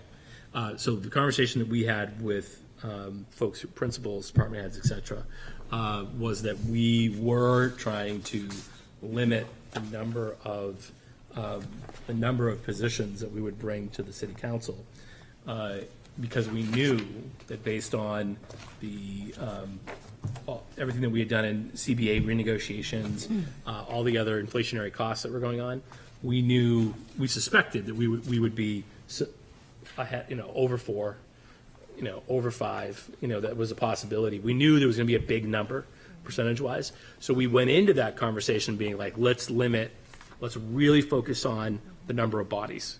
And then let's do the best we can to kind of negotiate with the city council around the percentage increase and see where we can get. That was our approach. Now, the conversation that then, as we were completing that process, then the conversation that was had with department heads at the city level was, let's look at 2.69. So we had pretty much completed our internal process was over, and now we're at 2.69. So, and the conversation I had with the manager was, I'm not in a position right now to bring forward with a short time before Christmas, and we had pretty much wrapped up. I'm not in a position to even propose the number of, because 80% of what we do is people. I'm not in a position to even start responsibly proposing a version of the number of cuts that would be necessary in order to hit that number. So anyway, so that's the advice. That's the whole process we went through, and then, but we never got. I would say that the people who were cost center leaders never had an opportunity for us to say we need to collectively find, 1.6. Yeah. We haven't been engaged at that level, so we didn't anticipate it. It is worth saying, though, that in the notes that went out initially in the fall, the statement was faces and functions. Assume that your stuff stays level. Yeah. You'll have to call out that which you need more of or what you need that's new. Yeah. Come prepared to have deep dive conversations about faces and functions, not because we're looking to make cuts, but because we need to be able to find repurposing opportunities where things that we don't necessarily need to do any longer can be used to repurpose to things that we want to do that are new. And there was some of that made its way fruitfully into this budget proposal.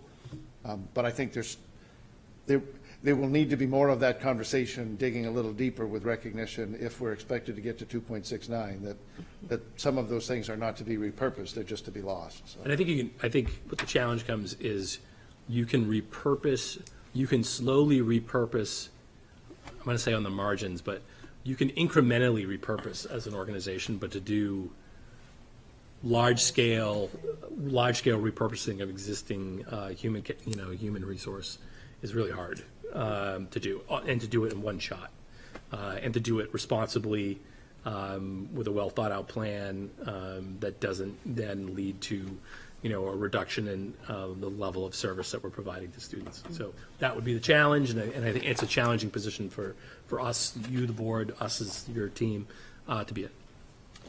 Thank you. And now, sorry, I have one more, if that's okay, Nancy. Are you finished, Carrie? No, I have one more. Oh, okay. Do you want to go ahead? Yeah, so I appreciate that. I think what I'm hearing is there wasn't the time to do it. It sounds like you see the same thing as important, which is we have to show cuts, or we have to show ability to cost save based on the, based on what's coming down for, like, we can't go back with a 5% increase and say, we need all the things and we made no cuts. And so I think I just want to push that opportunity. I would say, I think there was some nuance in what the manager said. So the manager's working with departments to start to craft something that that she and the finance department look as a responsible long-term kind of approach. But they're yet to have the conversation with the newly elected. Well, it's the same city council who's back, but that initial budget conversation to come out of the council and what the council would like to see hasn't happened yet. Gotcha. So this is initially the professional staff of the city coming to, putting out some initial guidelines, just like we did in August. We hadn't come to you guys yet, but we talked to our people and said, hey, this is where we think we might be at. This is where I want you to start thinking as you're building stuff to bring back to us. This is where I want you to, that's basically the equivalent of what they're doing now for their folks. And we are part of that. We start earlier, which is challenging. But that's what's happening. So we'll see what the city council has to say when they have that first round of conversation and give guidance to the manager. So that you can all tune in. That's Wednesday night, the 24th of January, 6:00 PM right here. And I'm sure it will be streamed as well. But I think we are scheduled for a department heads meeting with the city manager that next day, the 25th, Thursday the 25th, where she'll give some revised guidance and insight based on the conversation she has with council that night. That night will be presentation by the manager and by Judy, the finance director. They'll go back through and talk about the health stabilization fund and where they're at with debt service and the non-operating budget and all of the elements of the city budget to give them a forecast of where they think things like where continuing services looks like for the city as a whole. So, January 24th, What time? 6:00. So the other component of spending more money with the strategic planning, coming together, curriculum alignment, or all of these things, in a great budget time in other districts, what does the budget look like in that rollout? Like, is that normally that you would have new positions to help align some of those things? Or do districts typically just adapt and repurpose their staff with it to meet those new things? I think that depends on the district. It depends on the kind of the financial wave you're in at that moment as a community. So, I'm assuming your situation was similar to mine. Yeah. When strategic planning just meant repurposing. Yep. It wasn't, I heard what you were saying before about the need to invest. If we're going to say this is our plan, we want to invest money in what we're saying. We want to jumpstart that work, and we want to make it an initial investment in that. Depending on the community you're in, that was never really a big, I might get some stuff on the margins as part of as a first wave budget conversation, but a lot of it was, okay, how are you going to repurpose what we already provide you, Zach, in order to make this new set of initiatives, which you and the community and we have decided are most important. And I think it's pretty rare to be adding, unless you're in an area where you're developing, and I'm thinking like some areas down south where districts are just growing like gangbusters and they're building 2, 3, 4 elementary schools in the district. It's very different. So then you are adding, but you're adding on a giant scale. So it's either you're really booming, or it's, okay, here's your toolbox. How are you going to rearrange what's in here? Thank you. Thank you, Carrie. I think Byron has something, and Liz, and anyone else? Brian? Lisa, too. Oh, Lisa. Okay, let's do Byron, Lisa. Byron, Lisa, Brian, and Liz. Just a clarification, one of the slides on the Dondero modular solution, saying it may need to be funded. Does that mean it's not in the current? It is Right. in the proposal. It is. Not. Okay. Oh, it's not? No. I'm sorry. Okay. No, I'm sorry. I'm scheming for other answers to that. Right now, I just got pricing on my desk today, so we didn't have the placeholder that I was carrying was something like 200 in my head, 1,000. Yeah. I think it's going to be a fraction of that for year Yes. one. The news we got today was positive. Very positive. It'll be much cheaper than that for year one. But And that would be operating versus. it would be offering, the request, I guess I should say it just as plainly, I've been downstairs to city finance a couple of times pleading that there must be something on the capital side where we could help Right, find okay. a one-time 100,000, 125,000 or whatever to satisfy this, at least first year of this redistricting conversation where we need space, and we'll find the people, but you got to give me acreage to classrooms to put them in. So, but we have found availability for the modulars, and they're not unfamiliar to folks in the Dondero school. They've been there before, so not these particular modulars, but Hopefully better than what. but yeah, that number's not in here, so I got to make that fit. Okay, thank you. Yes, sir. My apologies. Okay, next we have Lisa. So I guess I just have one question about the process from here, because we've talked over the last few cycles about wanting to make sure that the people who are invited to speak at the budget hearings are people who really would have to inform us about specific financial decisions that we're making about this budget. So I guess I'm just curious what your initial thoughts are on who those people are, if you can share, and if you're not ready, just. So the two things we know are, and we kind of have taken this out of conversations that have come from the board. We feel like we've heard repeat conversations about a couple of items. Because those who haven't been with us before, we typically have at least three budget workshop sessions, which are a deep dive into a particular area. We bring in one or more people from that particular area to give a presentation and then to go into really deep conversation about that set of stuff.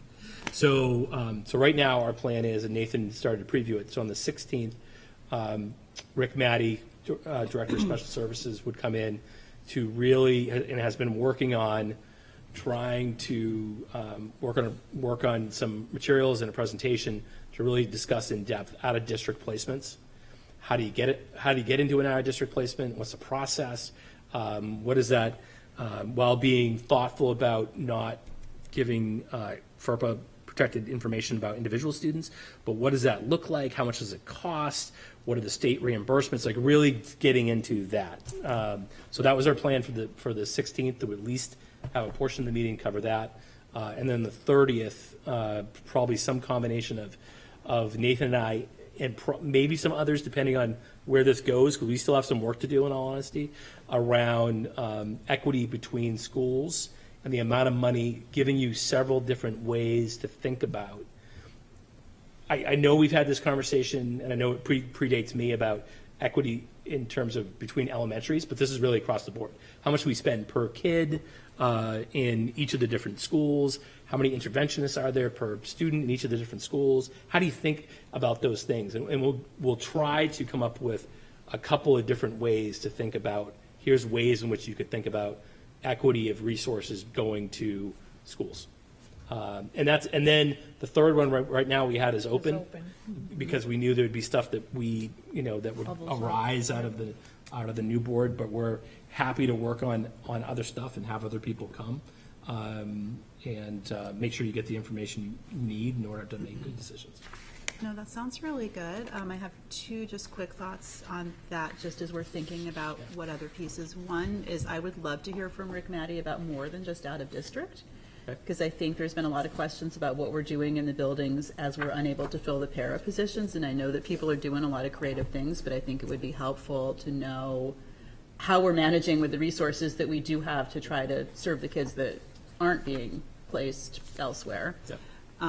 And then I have just two other questions which we can deal with later, but one is, we've talked about as communications is our other goal in addition to the strategic planning, the idea that we might have budget needs around maybe a part-time communications person. I understand why perhaps that's not here now. Yes. But I'd love to know, are we able to use some of the resources on the city side because they've had a position on community outreach, or are there other ways that we'll be able to do that? And that could be a later question, but that's just one for. I'll tell you the quick version is, because I think in a previous memo at some point I referenced the need for additional. You did. Additional people help, and once we got into where we were and trying to hit that initial net zero, basically, I struggled to put my own, when I saw it as my own need in there, over some of the other requests that we were receiving. So it won't, even a part-timer is not in this proposal currently. I mean, we would love to enhance that capacity with a person who's actually devoted to that work. And I think there's still a conversation to be had around which portions of the city apparatus can we utilize and when. And the city hasn't been, we just haven't had the conversation. Some of the communication staff have been offered in times where like we have like crisis stuff and you want someone to write a press release for you or something. But that's about been where it's limited. It hasn't been, we can develop a newsletter for you. We can rework your website. Here's the social media campaign that a paid person can be focused on doing as opposed to stipending kind of a group of people. So anyways, so all good questions, but no, you won't find it in there despite my foreshadowing in a previous memo to the board that I was hoping that we I expected that might be the case, but it would be just cool to know if there's any city resources that we can tap since we are Yeah, that's graciously great. postponing that idea. Last quick thing, since we're talking about adding some curriculum position in the high school, I'd be curious to know sort of how that fits into our strategic planning around curriculum, or sort of how that fits into like broader picture Great. of where they're going with the curriculum at the high school. I don't know that needs to be budget or not, but it's just a question. No, I think it's a good, and I think it's one that definitely we could. I think Steve Kanowski could do a really good job of explaining the importance of that role, what's been happening with it this year as this is kind of institutionalizing a move we made last year, and I think he can very passionately speak to the importance of it, and I think it'd be important for you to have an opportunity to ask some questions. Thank you. Yep. Thank you, Lisa. Brian, and then Pip, and then Liz. I'm just going with people that haven't spoken yet, although you have. Go ahead. Yeah, I just wanted to address something that Carrie, you had mentioned about, us trying to lower the budget. I think it's our responsibility to certainly try to look for ways to, do our best. But at the end of the day, if we said we all vote for 5.39%, and we have reasons to back it, and that we can go to bat for it and work with our city councilors and our community, I think, that's what we should do, and especially if we believe in it. So I just wanted to point that out, that although the city manager came in, and, I think it's important for us to have a responsibility for the schools, also for the community. So we should do what we think is best. And ultimately, it's council's decision, but, I just wanted to say we can support each other on this. Thank you, Brian. Thanks for saying that. Actually, what I was going to say was similar to what Brian said. I completely agree with you, Brian. And we are the primary body to advocate for education here. So I don't want us to be eliminating things preemptively. And what I wanted to say was just sort of to reiterate what others have said tonight in terms of what story we present, because it's really helpful that you all have already been working creatively to see how we can move things around and fit better into the what's being requested of us. But I think it's important to present our starting place as where we actually are first, and then go down from there. So I want to make sure that somewhere that's apparent, and that's what we start with when we speak to anyone, because we are already making cuts before we're even showing those cuts. So I think that's really key to keep those visible as we move into making the cuts. And then Nathan, I just wanted to thank you for your continual efforts to organize this binder in a way that is easier to understand, because every time it gets easier, and it looks amazing this time. So I'm actually looking forward to looking at it, And which is a first for me. thank you. And any suggestions that you have, I mean, I hesitate to just reinvent the wheel quickly overnight and do something different, because there are a lot of people that look at this and use this, and so I don't want to be arbitrary like that, but things like, there's no variance here calculated anywhere. I mean, just as many times as I've handed that to the board, I thought, this is ludicrous. Can I really give this without ever doing the math for them? So if there are other things that you find as you go through, I almost put a lengthy table of contents on this, and I thought the tabs are already there. You don't need another piece of paper, but don't hesitate to let me know, drop me an email or something about things that would help in future sessions. And I think that's the conversation we keep having, is how do we make the process real, and how do we make it accessible? And so what do the materials look like? What do presentations look like? who do you need to talk to,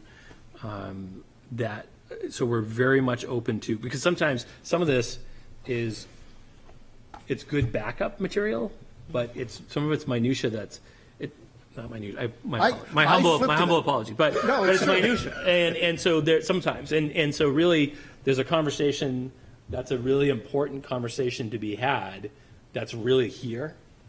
And some of this stuff is down here is just backup to feed this. And so whatever we can do to improve, to continue to evolve what this is, totally open to it. And some of it, we might even be able to do some of it. I'm oversell.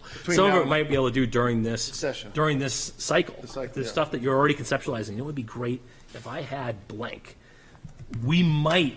I mean, we're at the very beginning of the process. We might be able to put those things together, not for the next meeting, but for a meeting or two out, that would put you in a better position to make the types of choices and decisions you need to make. So, I should add too that even your explanation of the process has made it much clearer this year than ever before. Okay. Thank you. Okay. Thanks.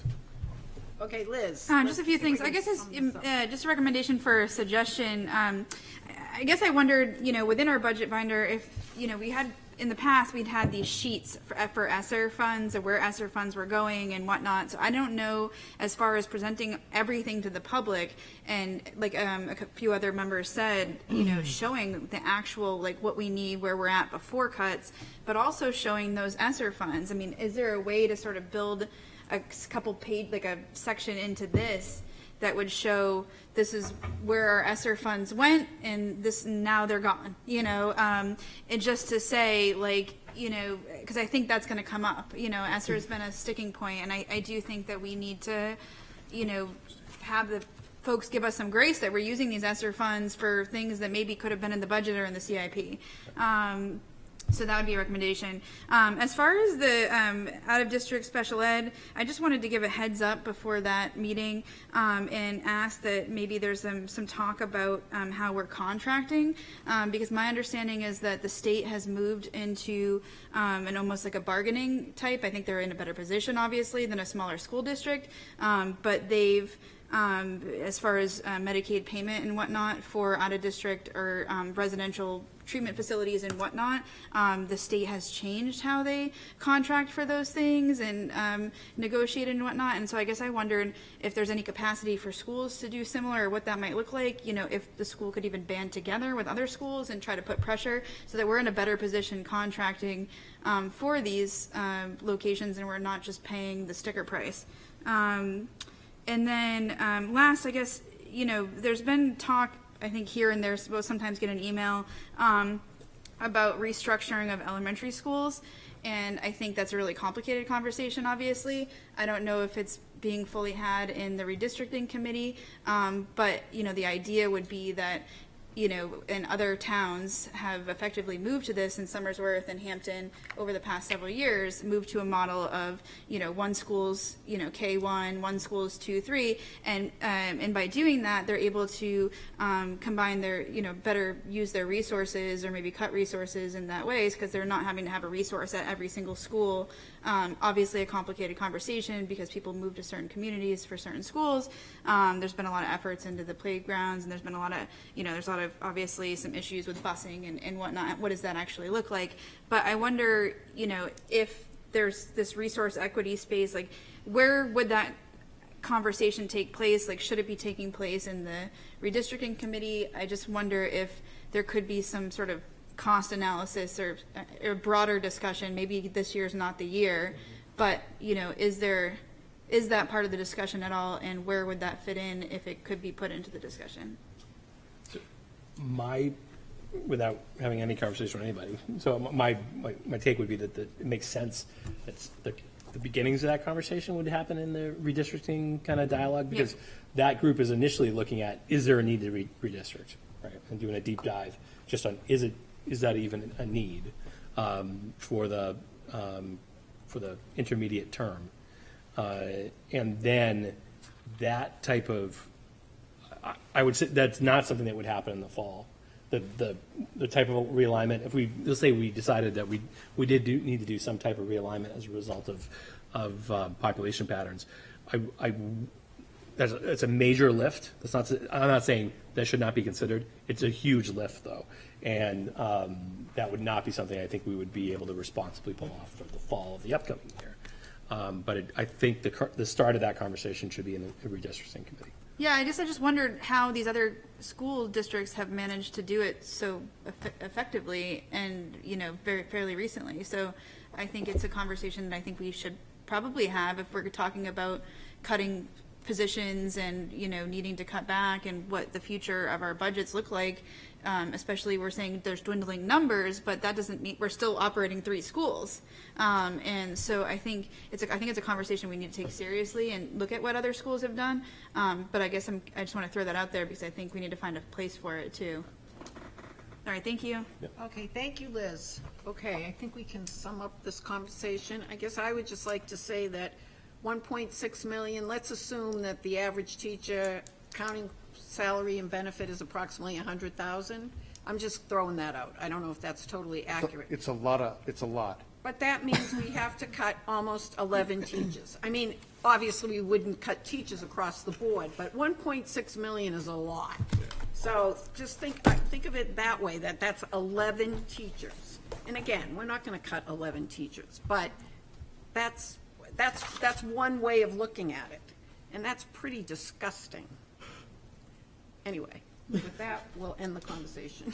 Nancy, one? Yes, Lisa. For our new board members, when do you want us to send questions to you and Brian if we have any questions for the hearing next Tuesday? Just so that we can give Rick Matty a heads up if people have anything. We have a suggestion. So Nathan and I were talking about this today. Okay. Do you want to talk about your idea, which I liked, about how to approach this maybe? Yeah, I mean, let me build the plane in flight and see what you think. I like the idea of being able to prepare answers for you. I certainly try to come prepared to answer every question you might ask on the fly, but I also would hate in the middle of this process to have to do a lot of, I don't know, I'll get back to you. And so my suggestion is, in anticipation of the next meeting, you guys, if you emailed Zach and myself and the chair, vice chair, whatever the distribution list is, if I could start compiling them, I'll put the questions and answers together and then can bring that to each subsequent meeting. If I've got questions that need a little more digging, a little more data work, and I can't bring it to the next week, I'll bring it to the following week. But each time I will continue either to create another one or add to a Q&A data set that I can share with the board. And then it can become part of your binder and part of the process. Sometimes another experience I've had is similar to that is we've developed frequently asked question documents that were for the board, but also for the public. And the public. And it was like, okay, these are questions that are coming from the board, filtering up through the board, or might be from someone in the public who's reached out to us. And here is our, here's the paragraph response, or the couple sentence response to each of those things, or maybe more, depending on the need. All those things, it's all just a matter of bandwidth and what can we pull off and how quickly can we pull it off.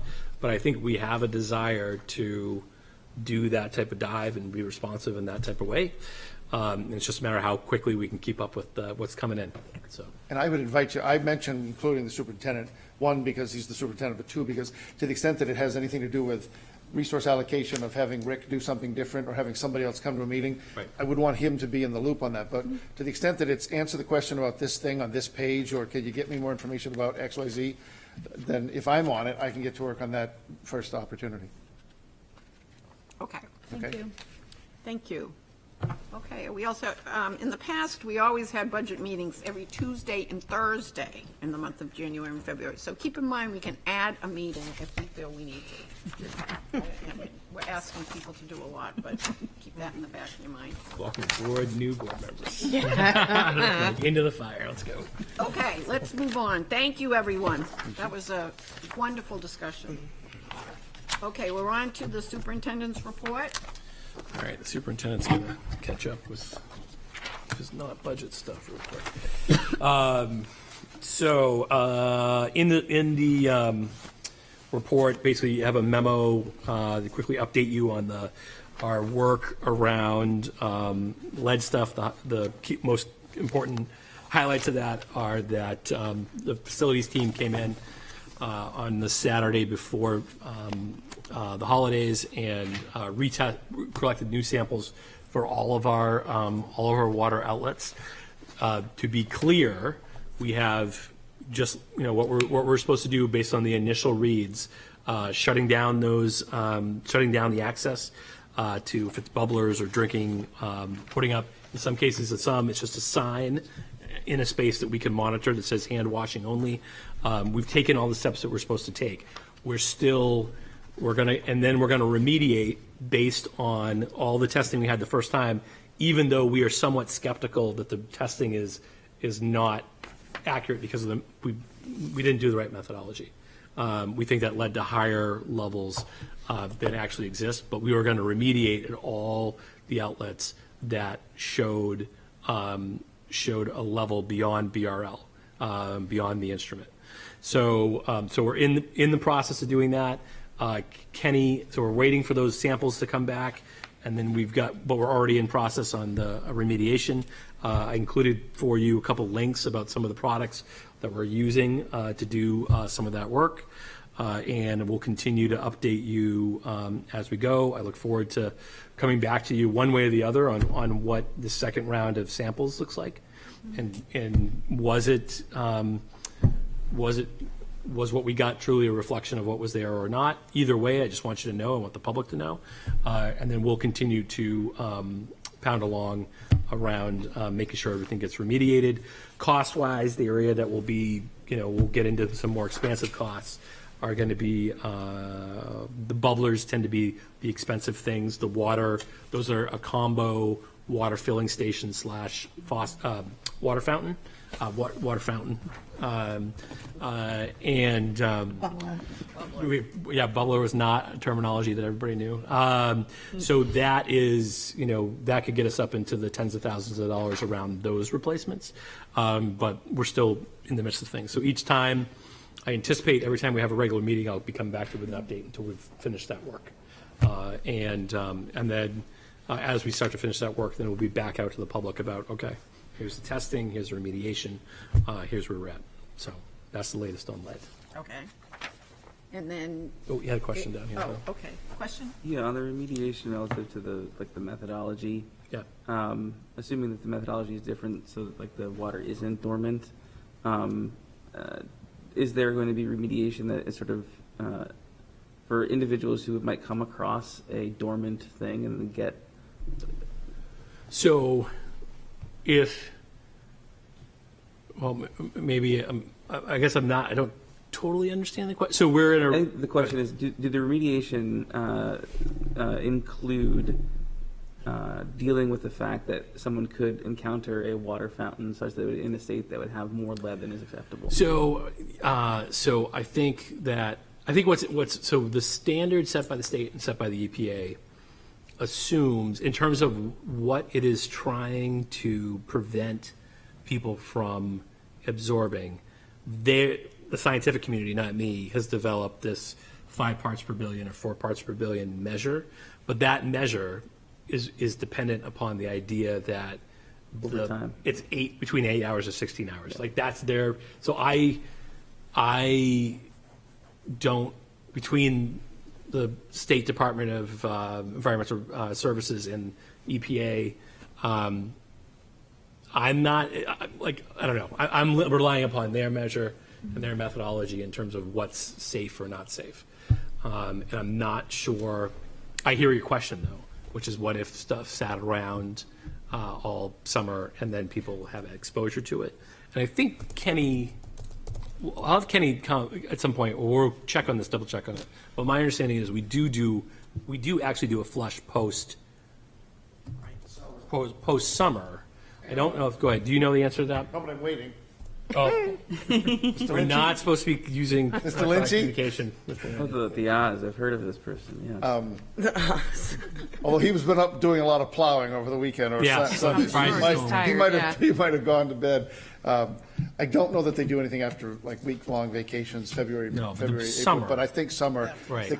And by design, it was not because they were flushing out anything that might be in, it was verifying operational status before we bring kids into schools and start using things. We want to make sure everything's working as a preventative maintenance, but we can double check this. One thing I did want to, it's a cousin of your question, it's not directly connected, but I know I had a member of the public ask about, is our plan to, in some schools do this, instill their way to combat concerns is to create a flushing program where every day in the morning you go and you flush all the, and that might have been where you guys were in New York. I don't know if any of that was happening, but that is not our intent. We're not relying upon, it's not, the human element of does somebody go around and turn all the faucets every day? That will not be part of our plan.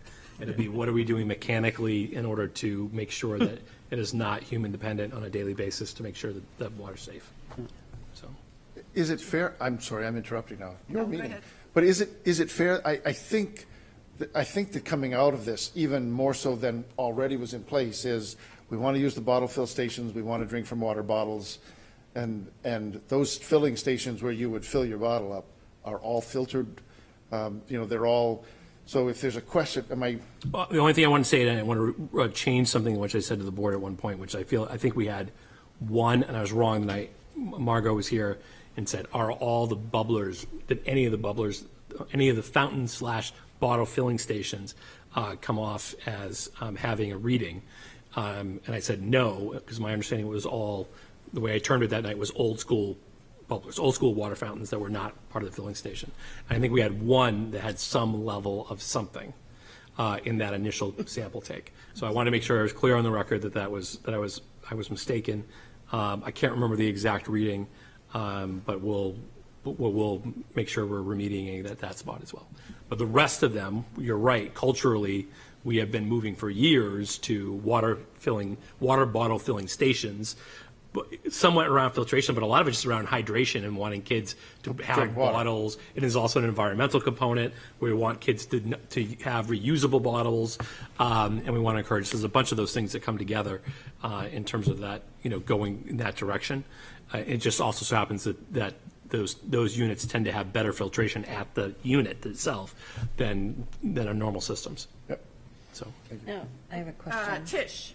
So at those water filling stations, there's filters. Yep. How often do those filters get replaced? So, I'll answer. When we were talking about I don't know. Here's what I do know about, I think, the way in which Kenny's approaching it generally. So when we're talking about the units that I included in the links, they have I think it's like a 12 to 18 month lifespan. Kenny's been talking then we'll do 10 months. Okay. We'll rotate it out. So we're not going to play games with the range.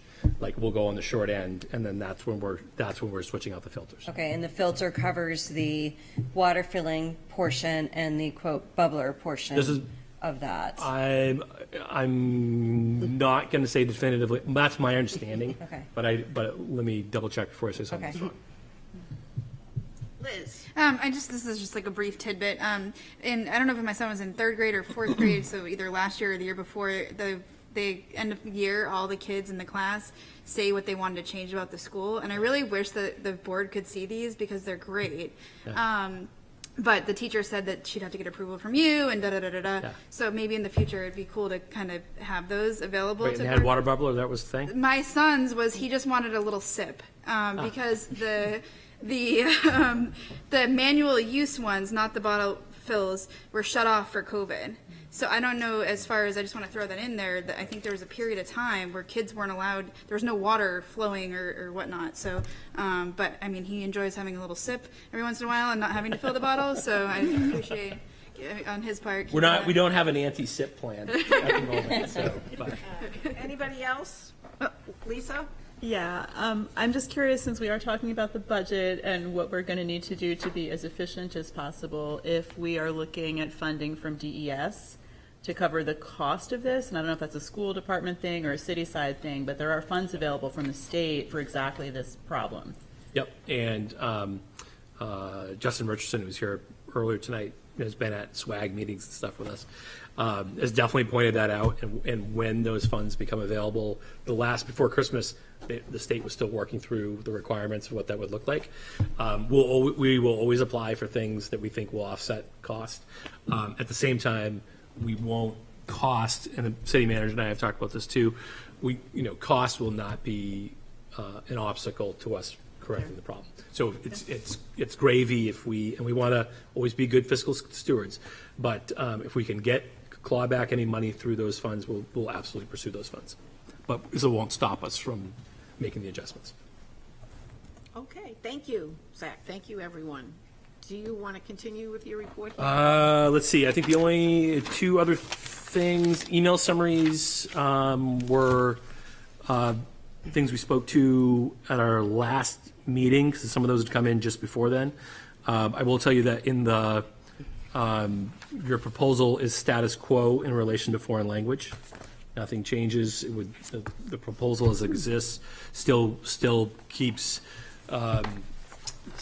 things exactly the way they stand now. So Spanish would still be at the middle school. Italian would continue to exist at the lower grades. That continue to be offset by the money that we receive from the consulate. So that's that one. And then the other, I'm trying to think what else was in there. I think the other two things were both things we spoke to at a previous meeting. Field trips for people who are new to the board. We give you notification. Any overnight field trips need to go through my office, and we give you notification of those trips. So this particular trip is one. If you've been around for a while, this is like a rite of passage for middle school students in French. This is the French students going up to Quebec City for what's a really good trip. One my kid took. And there's usually not a ton more information than that. We usually can provide you information if you have questions. But this would be that group heading up to Quebec. So. Okay, thank you. Carrie? I'm just curious, after, seeing that this is in a few days, and it is such a formality, obviously, it's been planned longer than that. It was planned, well, it's a good question, because by policy, people have to know us on international trips. I'm trying to remember, is it several months in advance? And so this was, I was notified of it within the right time frame, and I wanted to have a follow-up conversation about a particular item. So anyway, that's what it was. It's not my question was actually, would you be, we don't do anything with these. Would you be in favor of us removing this approval, or does it serve a purpose?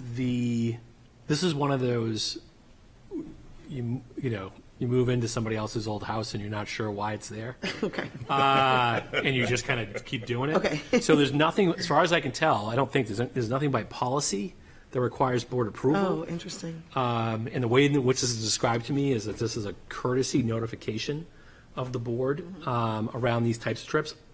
This leads me to believe that maybe some year at some time, maybe while Nancy was on the board, there was an event that happened on an overnight field trip. And the board was like, we would like to know when these things were occurring. That would be my guess. But this is not something that's in policy or that you're required to make decisions on. This is, as it has been explained to me, a notification. So I'll do a little looking and maybe propose that we remove this. I mean, it's always good to. Meeting. I think there's, I think it's always good. New folks are a good time to re-examine our practices, and where we can find efficiencies in procedures. Sometimes that's good to do. Okay, I think we can discuss that at a future meeting, Kerry. We can put that as a future agenda item. I do have a couple of stories. Yeah, see, I told you, I could just kind of. I'm like, I'm sure there are. Okay. Can we move on to strategic plan? Yep, really briefly, we've talked about it. We talked about the previous meeting. It was mentioned tonight as part of our budget work. We'd be interested in, I was waiting for clarity about board chair, but be interested in members who are interested in helping facilitate, run these big bucket groups around personalized learning, safe learning environment, and rigorous and aligned curriculum. We would then assist with trying to recruit folks from within who have some expertise in those areas. That could help, but we'll be looking for board participation in a robust way involved in those three areas. Okay. So. Yes, Pip? Could you just remind us, could you just say a little more about what personalized learning refers to? I don't remember. So I could pull up a slide. It was a combination of, some of it was around programming stuff. So again, this is, I think what we're imagining is we're turning over this bucket, and it was, so inside of personalized learning, you had things that ranged from like CTE to project-based learning to, so some of it was around pedagogy and some of it was around programming. So it was a combination of those, primarily those two elements that kind of came together.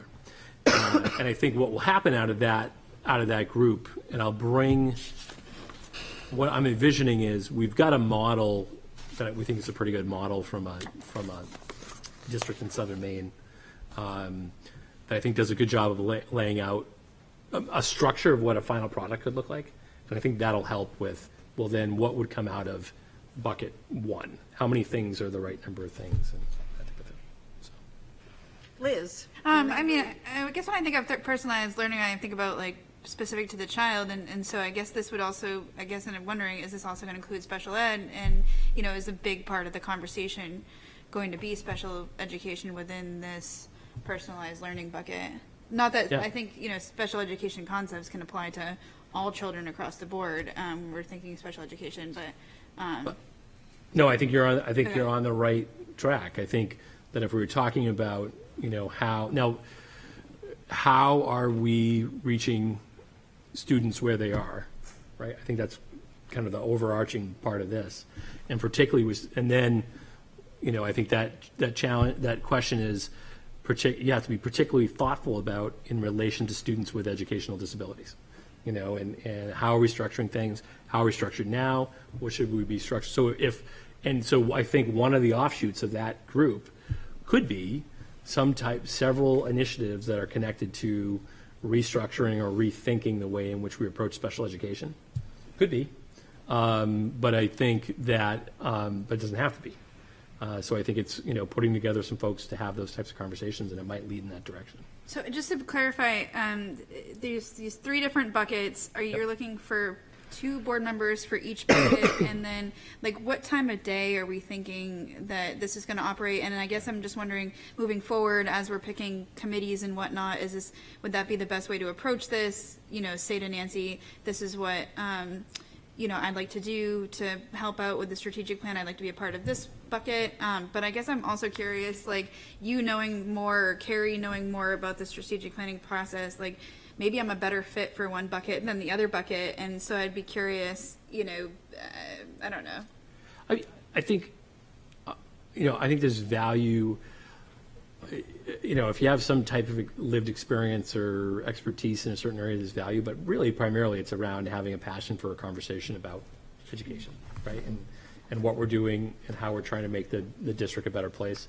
And then engaging, you know, engaging stakeholders, not limited to staff, it can be parents and stuff too. But I think you want to be careful around the development of these groups to make them working groups and not have them, you know, you don't want a working group of 40 people. But then driving that, so I think, Liz, I think it's, you know, again, lived experience can be helpful, and at the same time, I think it's just being interested and engaged in what can we do to improve, sustain, and then enhance what we're doing for students in this particular area. And again, just be aware of too, you know, the recommendation from the working group was also in each of these areas, specifically speaking to equity and access around personalized learning, equity and access around each of these, and then also what do you need to do with staff? There has to be a component that talks about what are we doing to assist staff in retraining them in a way that's going to allow some of these initiatives to occur, whatever those are going to be. So will these also be facilitated by the greater schools? Like, I mean, so I guess I'm just trying to picture what this looks like. There's two board members leading this, or are we being handheld? Is there going to be somebody there with us that's going to be like, this is how we're moving this along? Like, what are? I mean, I think the way Leah and I have been talking about it is to turn over those groups to board, and then to be, you know, to be in the sidecar on the motorcycle to assist as you go, but I think what we both heard, both her as a consultant that we've hired to assist us, and me, is the board has a desire to be more deeply involved in a smaller grain size of the conversation, and we want to help facilitate that. And so that means getting you more involved and putting you in some positions to run some stuff and to help guide conversations. So I guess I just wonder, we're paying all this money for a strategic plan, and these seem like really big areas, like really big buckets, like personalized learning, and it kind of. So I guess I worry about going off the rails too. Like if we want to be involved, Sure. but like how is this, if it's not completely facilitated. So I think it sounds great in theory that we all want to put our, hats in the ring and be a part of this, but I'm a little bit concerned that, we're paying this company, we want to get a good product, and, where are we going with this? So I think on my end, I want to make sure that you're supported in, I want you to be in a position to succeed, and we'll support the folks who are in each of these roles in whatever way they feel they need. And that includes, that's GSP, Great Schools Partnership, but it's also your staff, and we'll figure out how to help you do that work. The timing of when things are going to be, it's just going to be this inverse relationship between, well, this is tug of war, not an inverse relationship. Be a tug of war between, your own availability, and then when do you have other stakeholders who still have the mental capacity to do a good job at doing the work. And so sometimes pulling in staff who just worked a full day to do a 7:00 meeting to have a big picture thought process is not necessarily the best way to do it. But also sometimes you're stuck doing that too. So that's going to be those are going to be the trade-offs to weigh. Is there a deadline for getting this done? I think there's a desire to get this done sooner rather than later. So I don't have a deadline. That's more. How about if we say for the committee assignments that you're interested in and for this particular project, if we could get everybody's input by Friday?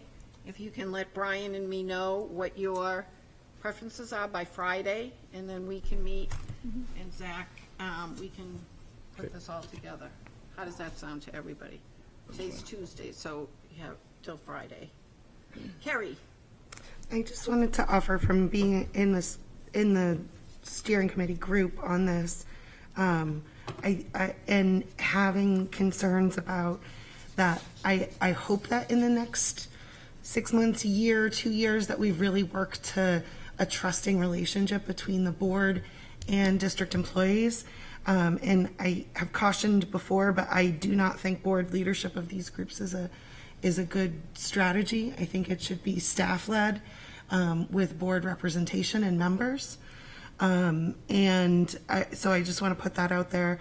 A few things I just wanted to offer as far as like thinking about what might be a good alignment is that once these groups convene, each of them has all these themes and quotes and notes and things that are based on this. So the questions around like what exactly does that mean will be clarified as that group convenes.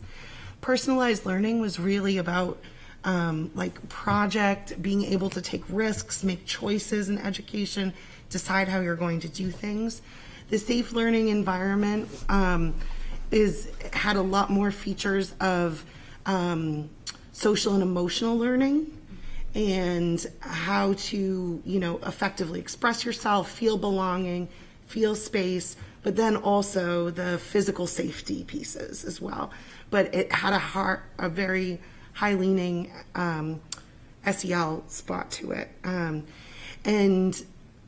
think that the curriculum, the aligned instruction, is a really important one, and a lot of things that came out that I don't think were highlighted here, but apologies if I'm repeating, is that this idea that in middle school and high school, our teachers can say, that's a Dondero kid, that's a New Franklin kid, that's, and based on how their engagement and interaction is.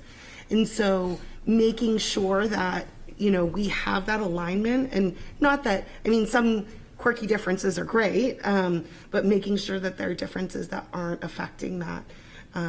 So I hope that's helpful to just understand some of those. Lisa? Thank you, Carrie. So there's two pieces that I guess I wanted to ask about just to get a sense of what people think, because I think that, Carrie, you bring a great perspective to it. And I think that what we heard from a lot of folks on the board is that part of the challenge for the folks who were not invited to those committee meetings is that none of the data has been shared, none of the deliberations have been public, and none of the thought processes that went into bubbling up these three things was like explained in like really granular detail. I mean, I appreciate that we had some presentations, but I think for folks to hear some of the stuff that you were just saying would actually be really helpful as we're kicking off these groups. So I guess I have two thoughts. One would be, what is the data that could be shared out with the board that's not like overly burdensome, but there have to be some survey results or some, we've noticed certain words were themes in all the focus groups. I just think it would be helpful to see that, because then you have like a little better sense of, oh, that is what they meant by this category, or that is what they meant by that category, to make sense. Yep. It's not about lack of trust. It's just wanting to have a better sense of what got us here.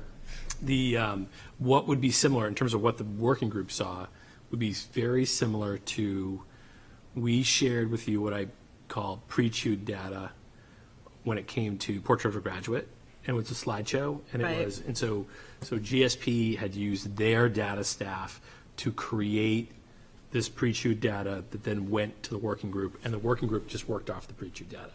They weren't diving into the raw data. Now, part of that too also was Carrie had helped actually do some of that kind of culling of the information, and not culling, but putting it together and coding. Thank you. And so a similar process was done on this second wave, which is the second two questions, and the working group worked from the same type of pre-chewed data. All that's totally, I can put in the next part. I think it would be so helpful to see that. And then that sort of brings me to my other question about process going forward. I think that we had sort of from the beginning a lack of clarity about whether these were going to be public meetings. And I think that now that we're moving into the next stage, I would really like us to revisit that. I think as we're trying to build community engagement, build trust, build partnerships, and also just convince the city leaders who are going to give us money ultimately for this stuff, that we've had a really fully baked process. I think that these meetings would be best as public meetings, noticed like other meetings, with agendas, public supporting documents, and minutes. I'm happy to make a motion if we feel that that's necessary to change the structure. I wrote it down. I don't know if it's necessary though, so I'm just putting that out there. Do you feel the administration could carry through with that? With her suggestion, or should we have? Oh, no, I mean, you can do it. We can do it, because what we would be doing is taking agendas that are created, posting those agendas, minutes would be, we wouldn't necessarily have the ability to have an on-site paid staff member do minutes. But then if minutes are given to us, we put it up and post it, and have it available, have it, warn it, do all those types of things. Yeah, very doable. Okay. I mean, we're talking about three groups. I mean, we should be able to manage 3 groups worth of warnings and minutes and packet posting. Okay. Is that acceptable to everyone, that we accept? Do you need a motion, or we're just? I don't think we need a motion. Okay. Question to that. I see Pip's hand up. I just had a question to that, though, Nancy. Do we need to make a motion to create these committees in the first place, right now? No. No, it's part of our, in December, we discussed organizing these groups and then having board involvement. So it's already been discussed by the board.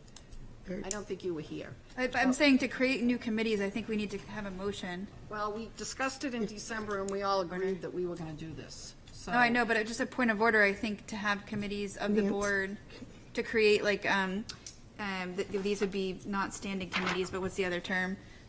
These are not board committees. Ad hoc? May respond. Okay, why don't we let Carrie respond, because she's been so involved with this. These would not be board committees. These would be Portsmouth School District committees. with board member representation. So we don't need an actual motion to create them because the district is creating them and inviting us to participate. Okay. Lisa? I guess I would like us to revisit that piece as well. I think that in keeping with good government and open meetings, when we have multiple elected officials serving on committees, they should meet. And I don't think that we had a full discussion of that when we were setting up the initial committee. And I could see some value for that portrait of a graduate process to maybe let people be more open and not feel like they were being recorded or whatever, and maybe there was some value in that initially. But I think for where we're at now, where we're talking about making tactical decisions that are going to have budget implications, I think it should be a board committee. Well, that's not how we discussed it in December. We discussed it in December as we would have 1 to 2 board members on each of these 3 focus areas. So, Well, we did not say whether it would be a district committee or a board committee. We just discussed what the topics would be. Right, but we did not say it was going to be a board committee, correct? So That is I just made a suggestion. So my suggestion was that board members direct these 3, and then in turn, once it was an iterative process, and then the working group would become the board. So when the overall working group would become the board. So when personalized learning felt like they had some nuggets that they wanted to share with the board, they would come back to the full board and present, here's where we're at this current incarnation of personalized learning. The board could have a discussion, engage that dialogue. It also allows the board to be thoughtful about how to dovetail one group to another group to have it be more cohesive. That was the suggestion I made, but we never, I don't think we came to conclusions. I just put out something as a suggestion. So. I think Pip had a comment. Yeah, I wanted to get back to something Carrie said, which was that she felt like it wasn't the best idea to have the board members leading these groups, and whether they're committees or not. But I wondered, Zach, and I appreciate that you're doing this because you've had feedback from us that we want more direct involvement, and I personally am excited about that and eager to do it. But I'm wondering if you've spoken to the Great Works Partner. I'm sorry, Great Works Partnership. Great Schools Partnership. Great Schools Partnership. That's the right. I'm wondering if you've spoken with them about this concept and whether they're in support of it and what role they're going to play. I understand they're not going to lead us through it, but will they play a role at all? So coming out of this, so I'm having a conversation with, so first, general agreement that this is the necessary path forward, I would say, from grade schools. And then our follow-up conversation about the details about how to support that work. We're going to come tomorrow. I have a Zoom call tomorrow to talk about what was the outcome of this conversation and what might that look like. Okay. So, but conceptually, felt like yes, this was appropriate at this point. Okay. Nathan, did you have a comment? No. Liz. Just to follow up, I agree with Carrie. I think if we're going to go in that fashion where these are committees created as part of the strategic plan or as part of the school department, I think Carrie makes a good point that it would be great if these could be faculty-led to some extent with school board involvement or created through the strategic planning committee, so like subcommittees of the strategic planning committee that have school board representation, happy to be the school board representative that helps lead the facilitating the structuring of that, voting, who, but I mean, obviously now you're saying that we need, as a school board, you're asking us as a school board member to, brainstorm who we might think would be good for these committees, I guess. So I'm just a little bit, I think as from a structural purpose, I think it needs to, maybe there needs to be some more direction from the strategic planning committee about who's going to be on here, and then the 2 members are going to be more so facilitating the structure, the voting of who's going to be the chair of the, I don't know. I'm just a little bit hesitant to go that route. And if these are just going to be committees of the school board and they're just reporting back to the school board, I think we need to structure these as, on our list of committees and have them be, strategic planning committees under subcategory or something. Did you? Yeah, I just wanted to elaborate on that. I think that what I'm hearing is that these are sort of ad hoc committees that are being developed that are just making recommendations. They're working with a team to make recommendations back to the board. I hadn't remembered your concept that the board would be the working group, but I think that makes sense. So it sounds like these sort of representatives from the board would go out, work with the teams, get the information, and then bring it back to the board that would then make decisions. I think that's the way it's envisioned, yep. But again, it's a proposal, again, in conjunction with great schools trying to be responsive to what we felt was the vibe of the board. Yeah, as I said, I appreciate that. I think personally that we would need some oversight from them still on this process and how to do it, because I don't think most of us are qualified to run the group. Right. Sure. That way, so that would be my preference. Okay.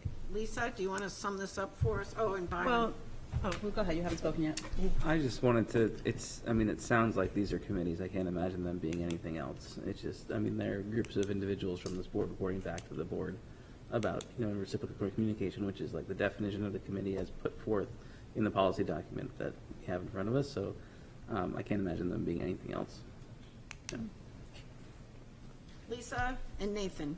Go ahead, you can go.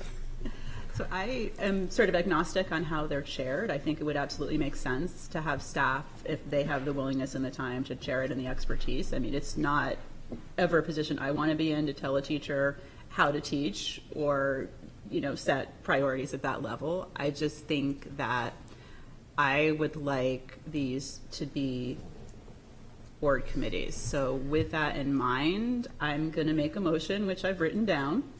I move that all strategic planning meetings going forward be public, noticed in advance with agendas and supporting documents, and record minutes, and then they be ad hoc committees of the board. And that's what I'm sending down, and we can discuss. Do we have a second? Discussion. Nathan, did you want to discuss? Yeah, so from what I remember at the meeting, these focus areas were just groups within the strategic planning committee. It's already its own committee. So these groups were then reporting back to the committee, which then is reporting to us.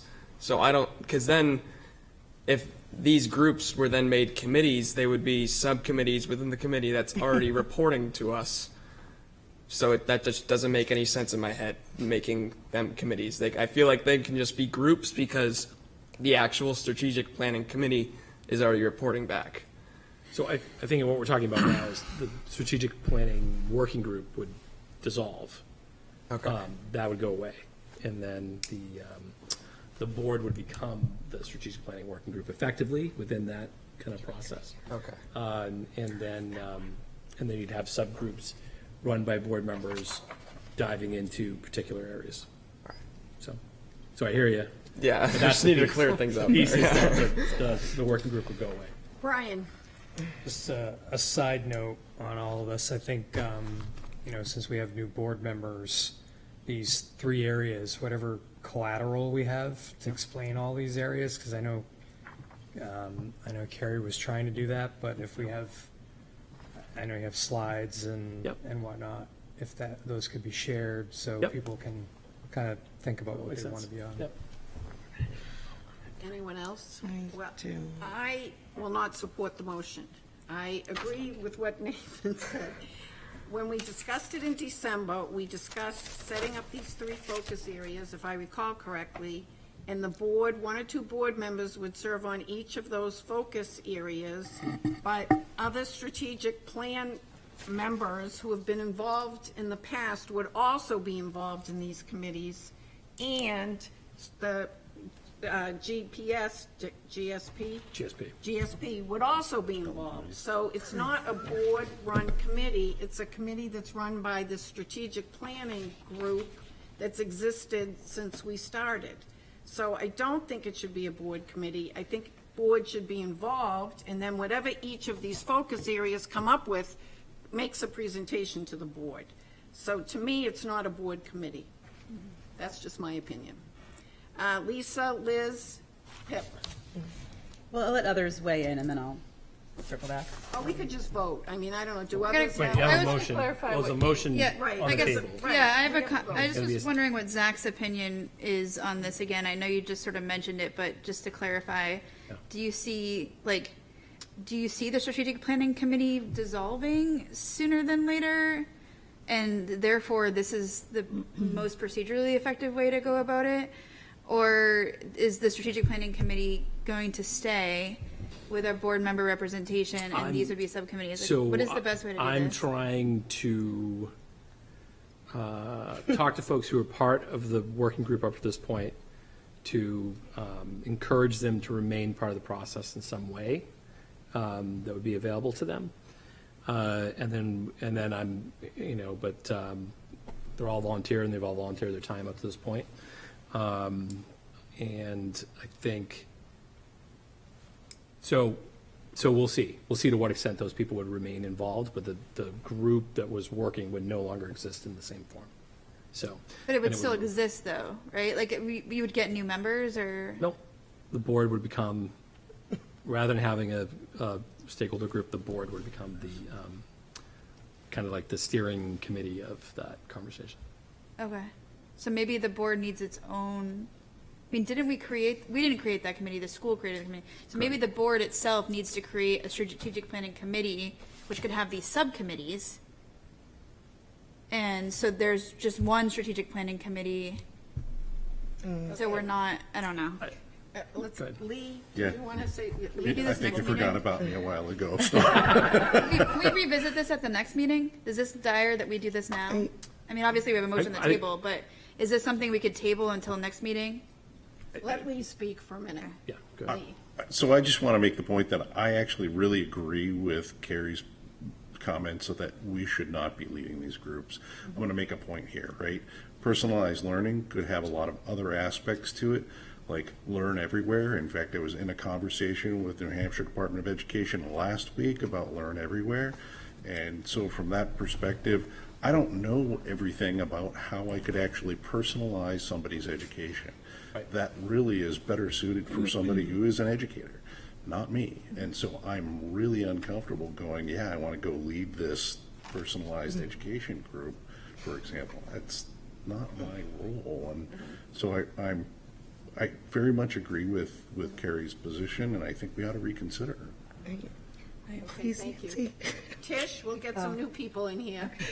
So we've commented on this group as being a committee and a focus group. Those seem to be two separate things. So what would this group actually be categorized as? A focus group or a committee? I just want to be clear, I always use the same terminology when I'm talking about the group that we've used, that they're a working group. They're a working Working group. group that was working underneath me. So continuing with these We did three focus buckets. groups to collect information, but previously, yeah, it was a working group that was working for me. So this next group focused on these three pillars is still a working group to come up with an idea of what, say, personalized learning is going to look like. Then that focus group would then come to the board and do a presentation. No.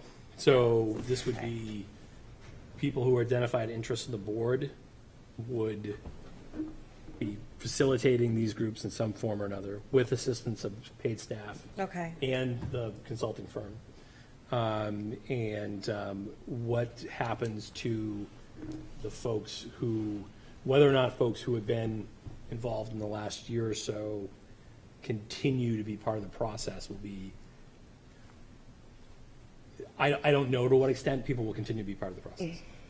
So it actually sounds like there's still some definition needed as to what these are going to look like. Yes. Okay. So the attempt was to take, again, in utilizing the survey information we did, the focus group stuff, was to take part of that part of that information, look at it, digest it, analyze it, and come to conclusions about what did we think the community wanted as the end product for the work of the school district.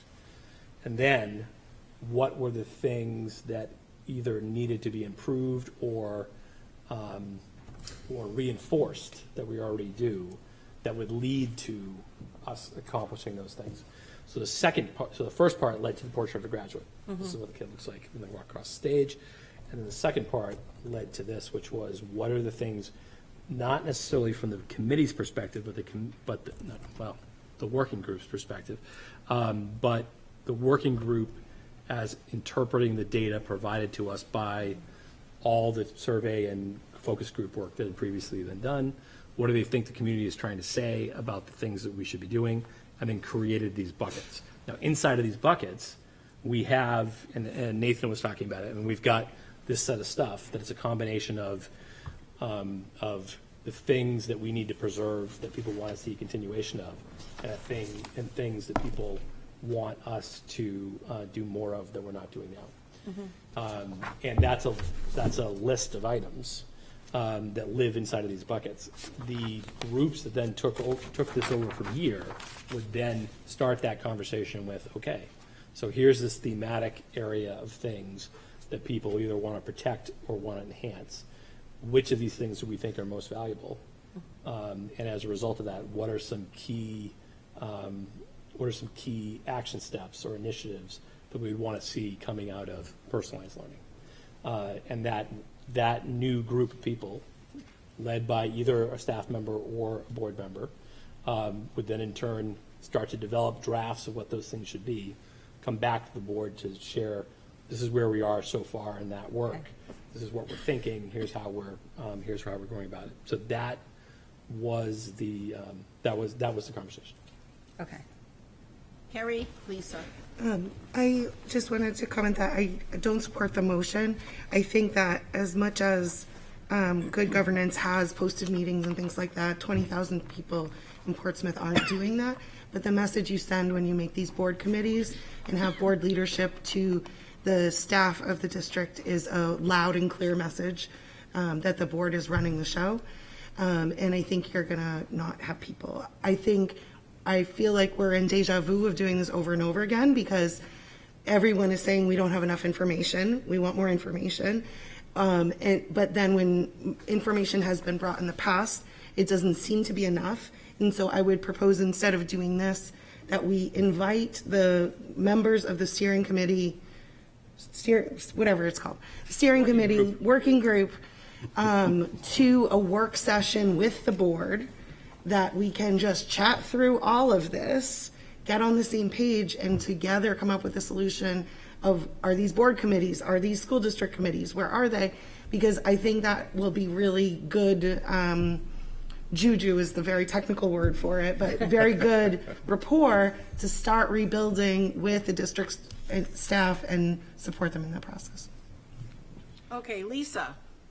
So I guess I want to just take a step back and clarify what my motion actually says, because it doesn't say that anybody on the board is necessarily running these committees, and it absolutely does not preclude, and I don't think should preclude, anyone who is staff in the district from taking a leadership or chair role in those committees. Most of our standing board committees are in fact chaired by people in the district. So nothing about establishing an ad hoc committee requires it to be chaired by the board or requires a board member who's on that committee to override, what is being advised by the staff member who's running it. And in fact, most of our city committees across any number of departments are public city committees. Planning is public. I mean, when Joe Kelly was here, she said this process should look like the CIP, but it doesn't look like the CIP because CIP meetings are public and planning board meetings are public. And I don't think it's a lack of trust in staff in any way or a desire to supplant, our opinions with their expertise and degrees and in the trenches experiences. But I think that we owe it to our community to make these meetings public, and the mechanism for doing that is to have it be an ad hoc board committee. So my intention in making the motion is not to in any way suggest that any one of us should be just saying that we know more or should have more voice in this. I think our staff, our administrators, our teachers should be the ones who are telling us what they see are the best ideas. But what I'm saying is that if we are making it anything other than an ad hoc committee of the board, then we're kind of skirting good governance. And we're not really doing our duty as elected officials to make our deliberations on our major initiatives public and accessible to the community. Okay, shall we move the motion? Why don't we move the motion? Just real quick, Nancy. Yes. I just would ask that maybe we vote no on the motion and come back, You can table it. revisit this in the next meeting where we are able to talk about this, and have Zach or the committee for the strategic plan come back with a suggestion of, after thinking this through a little bit more, of maybe a motion be put on the agenda of how this should move forward. Maybe we talk to legal about it, whether we actually need to create an ad hoc, and what this might look like a little bit further. I think it needs a little bit more thought process around it. Okay, I think that's a fine suggestion. However, we have a motion on the floor and we have to vote for it. Nancy, we can table the motion if we want to push it to the next meeting. Move the vote. I am unopposed. I am unopposed to tabling it. I would like to move the motion. Motion to table. Do I have a second? Second. How do we do that? And do we take a majority vote? It's on our little sheet here, Nancy. All right, just a minute, I have to look. Table the motion, put topic aside temporarily. So you vote on the tabling. Okay. And then we can bring it up at the next meeting. So I have a question before we Yes. vote on this. So if we table this, when we do vote on this, can we bring in the, as Carrie was saying, bring in the participants of the original committee to go over the information that it seems we're all looking for before we vote on this, after we table it, if I'm using the correct terminology? Okay, I guess what we can do, how does this sound? Brian, myself, and Zach will meet on Monday to set the agenda for the next meeting, so we can discuss at that time, bringing it back at our next meeting in a format. We can maybe suggest a couple of different formats and let the board decide from that point forward. Point of order? Yes. There's a motion on the table to table the motion. So we need to So vote. don't we need to vote on that Yes. right now? On the original motion? On tabling or it. the table? We have to vote on the tabling first. And then the original motion will go on the next agenda. If If the table All right. passes, yes. Okay, who is in support of tabling the motion? Raise your hand. We need a majority, so I think we need to do a roll call vote, Nancy. Or I'd ask for a roll call. Raise our hands. We need 5 votes. Roll call. If you're in favor of tabling the motion, raise your hand.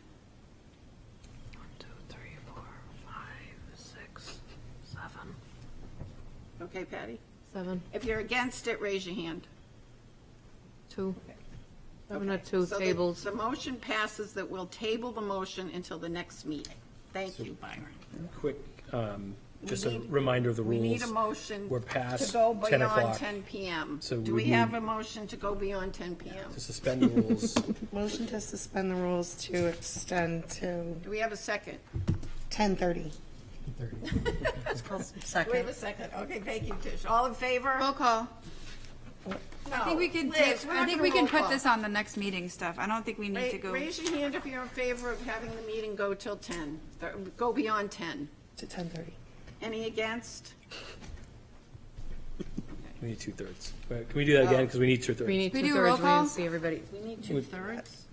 Yes. You need to suspend the rules. So your rules, the rules say that you're not going to run the meeting past 10 o'clock.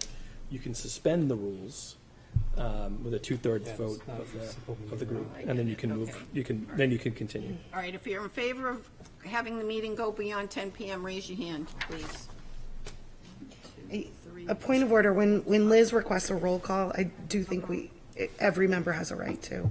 So I think we should do it as a roll call. This is a pretty simple vote. I understand, but Okay, I'm just. roll call. Liz Barrett, No. Tish Campbell, Yes. Nancy Claiberg, Yes. Pip Clues, No. Brian French, Yes. Lee Hudson, No. Brian Matto, Yes. Gary Nolte, Yes. Lisa Rappaport. The weather, guys. The weather. It's raining right now. I'm not sure. We get an update. What was the count? Lisa, Does did it you, matter? did you vote? No. You're voting no? I'm voting no. 1, 2, 3, 4, it's 5-4. Doesn't pass. Doesn't pass, okay. Okay, the motion Motion did to not adjourn. pass. We have, before we do that, our next meeting will be, we always have to say what the next meeting is, January 24th, is that correct? Tuesday, January 24th is our next meeting, and we'll resume the... 23rd, right? 23rd? The 23rd. This says 9th, so. Okay, Tuesday the 23rd. And we will resume the agenda at that point. And then we, in between then, that's our next regularly scheduled board meeting. In between then, we have We have a budget session. budget workshops. Next Tuesday. Okay, is everybody all set? Thank you. That was, what is it Fado? Do we know? if it's Fado?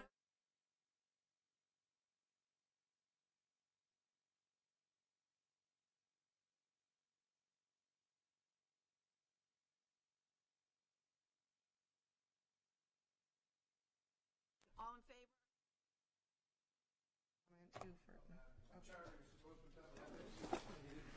Oh. So do we need to move? But that's the rest of the.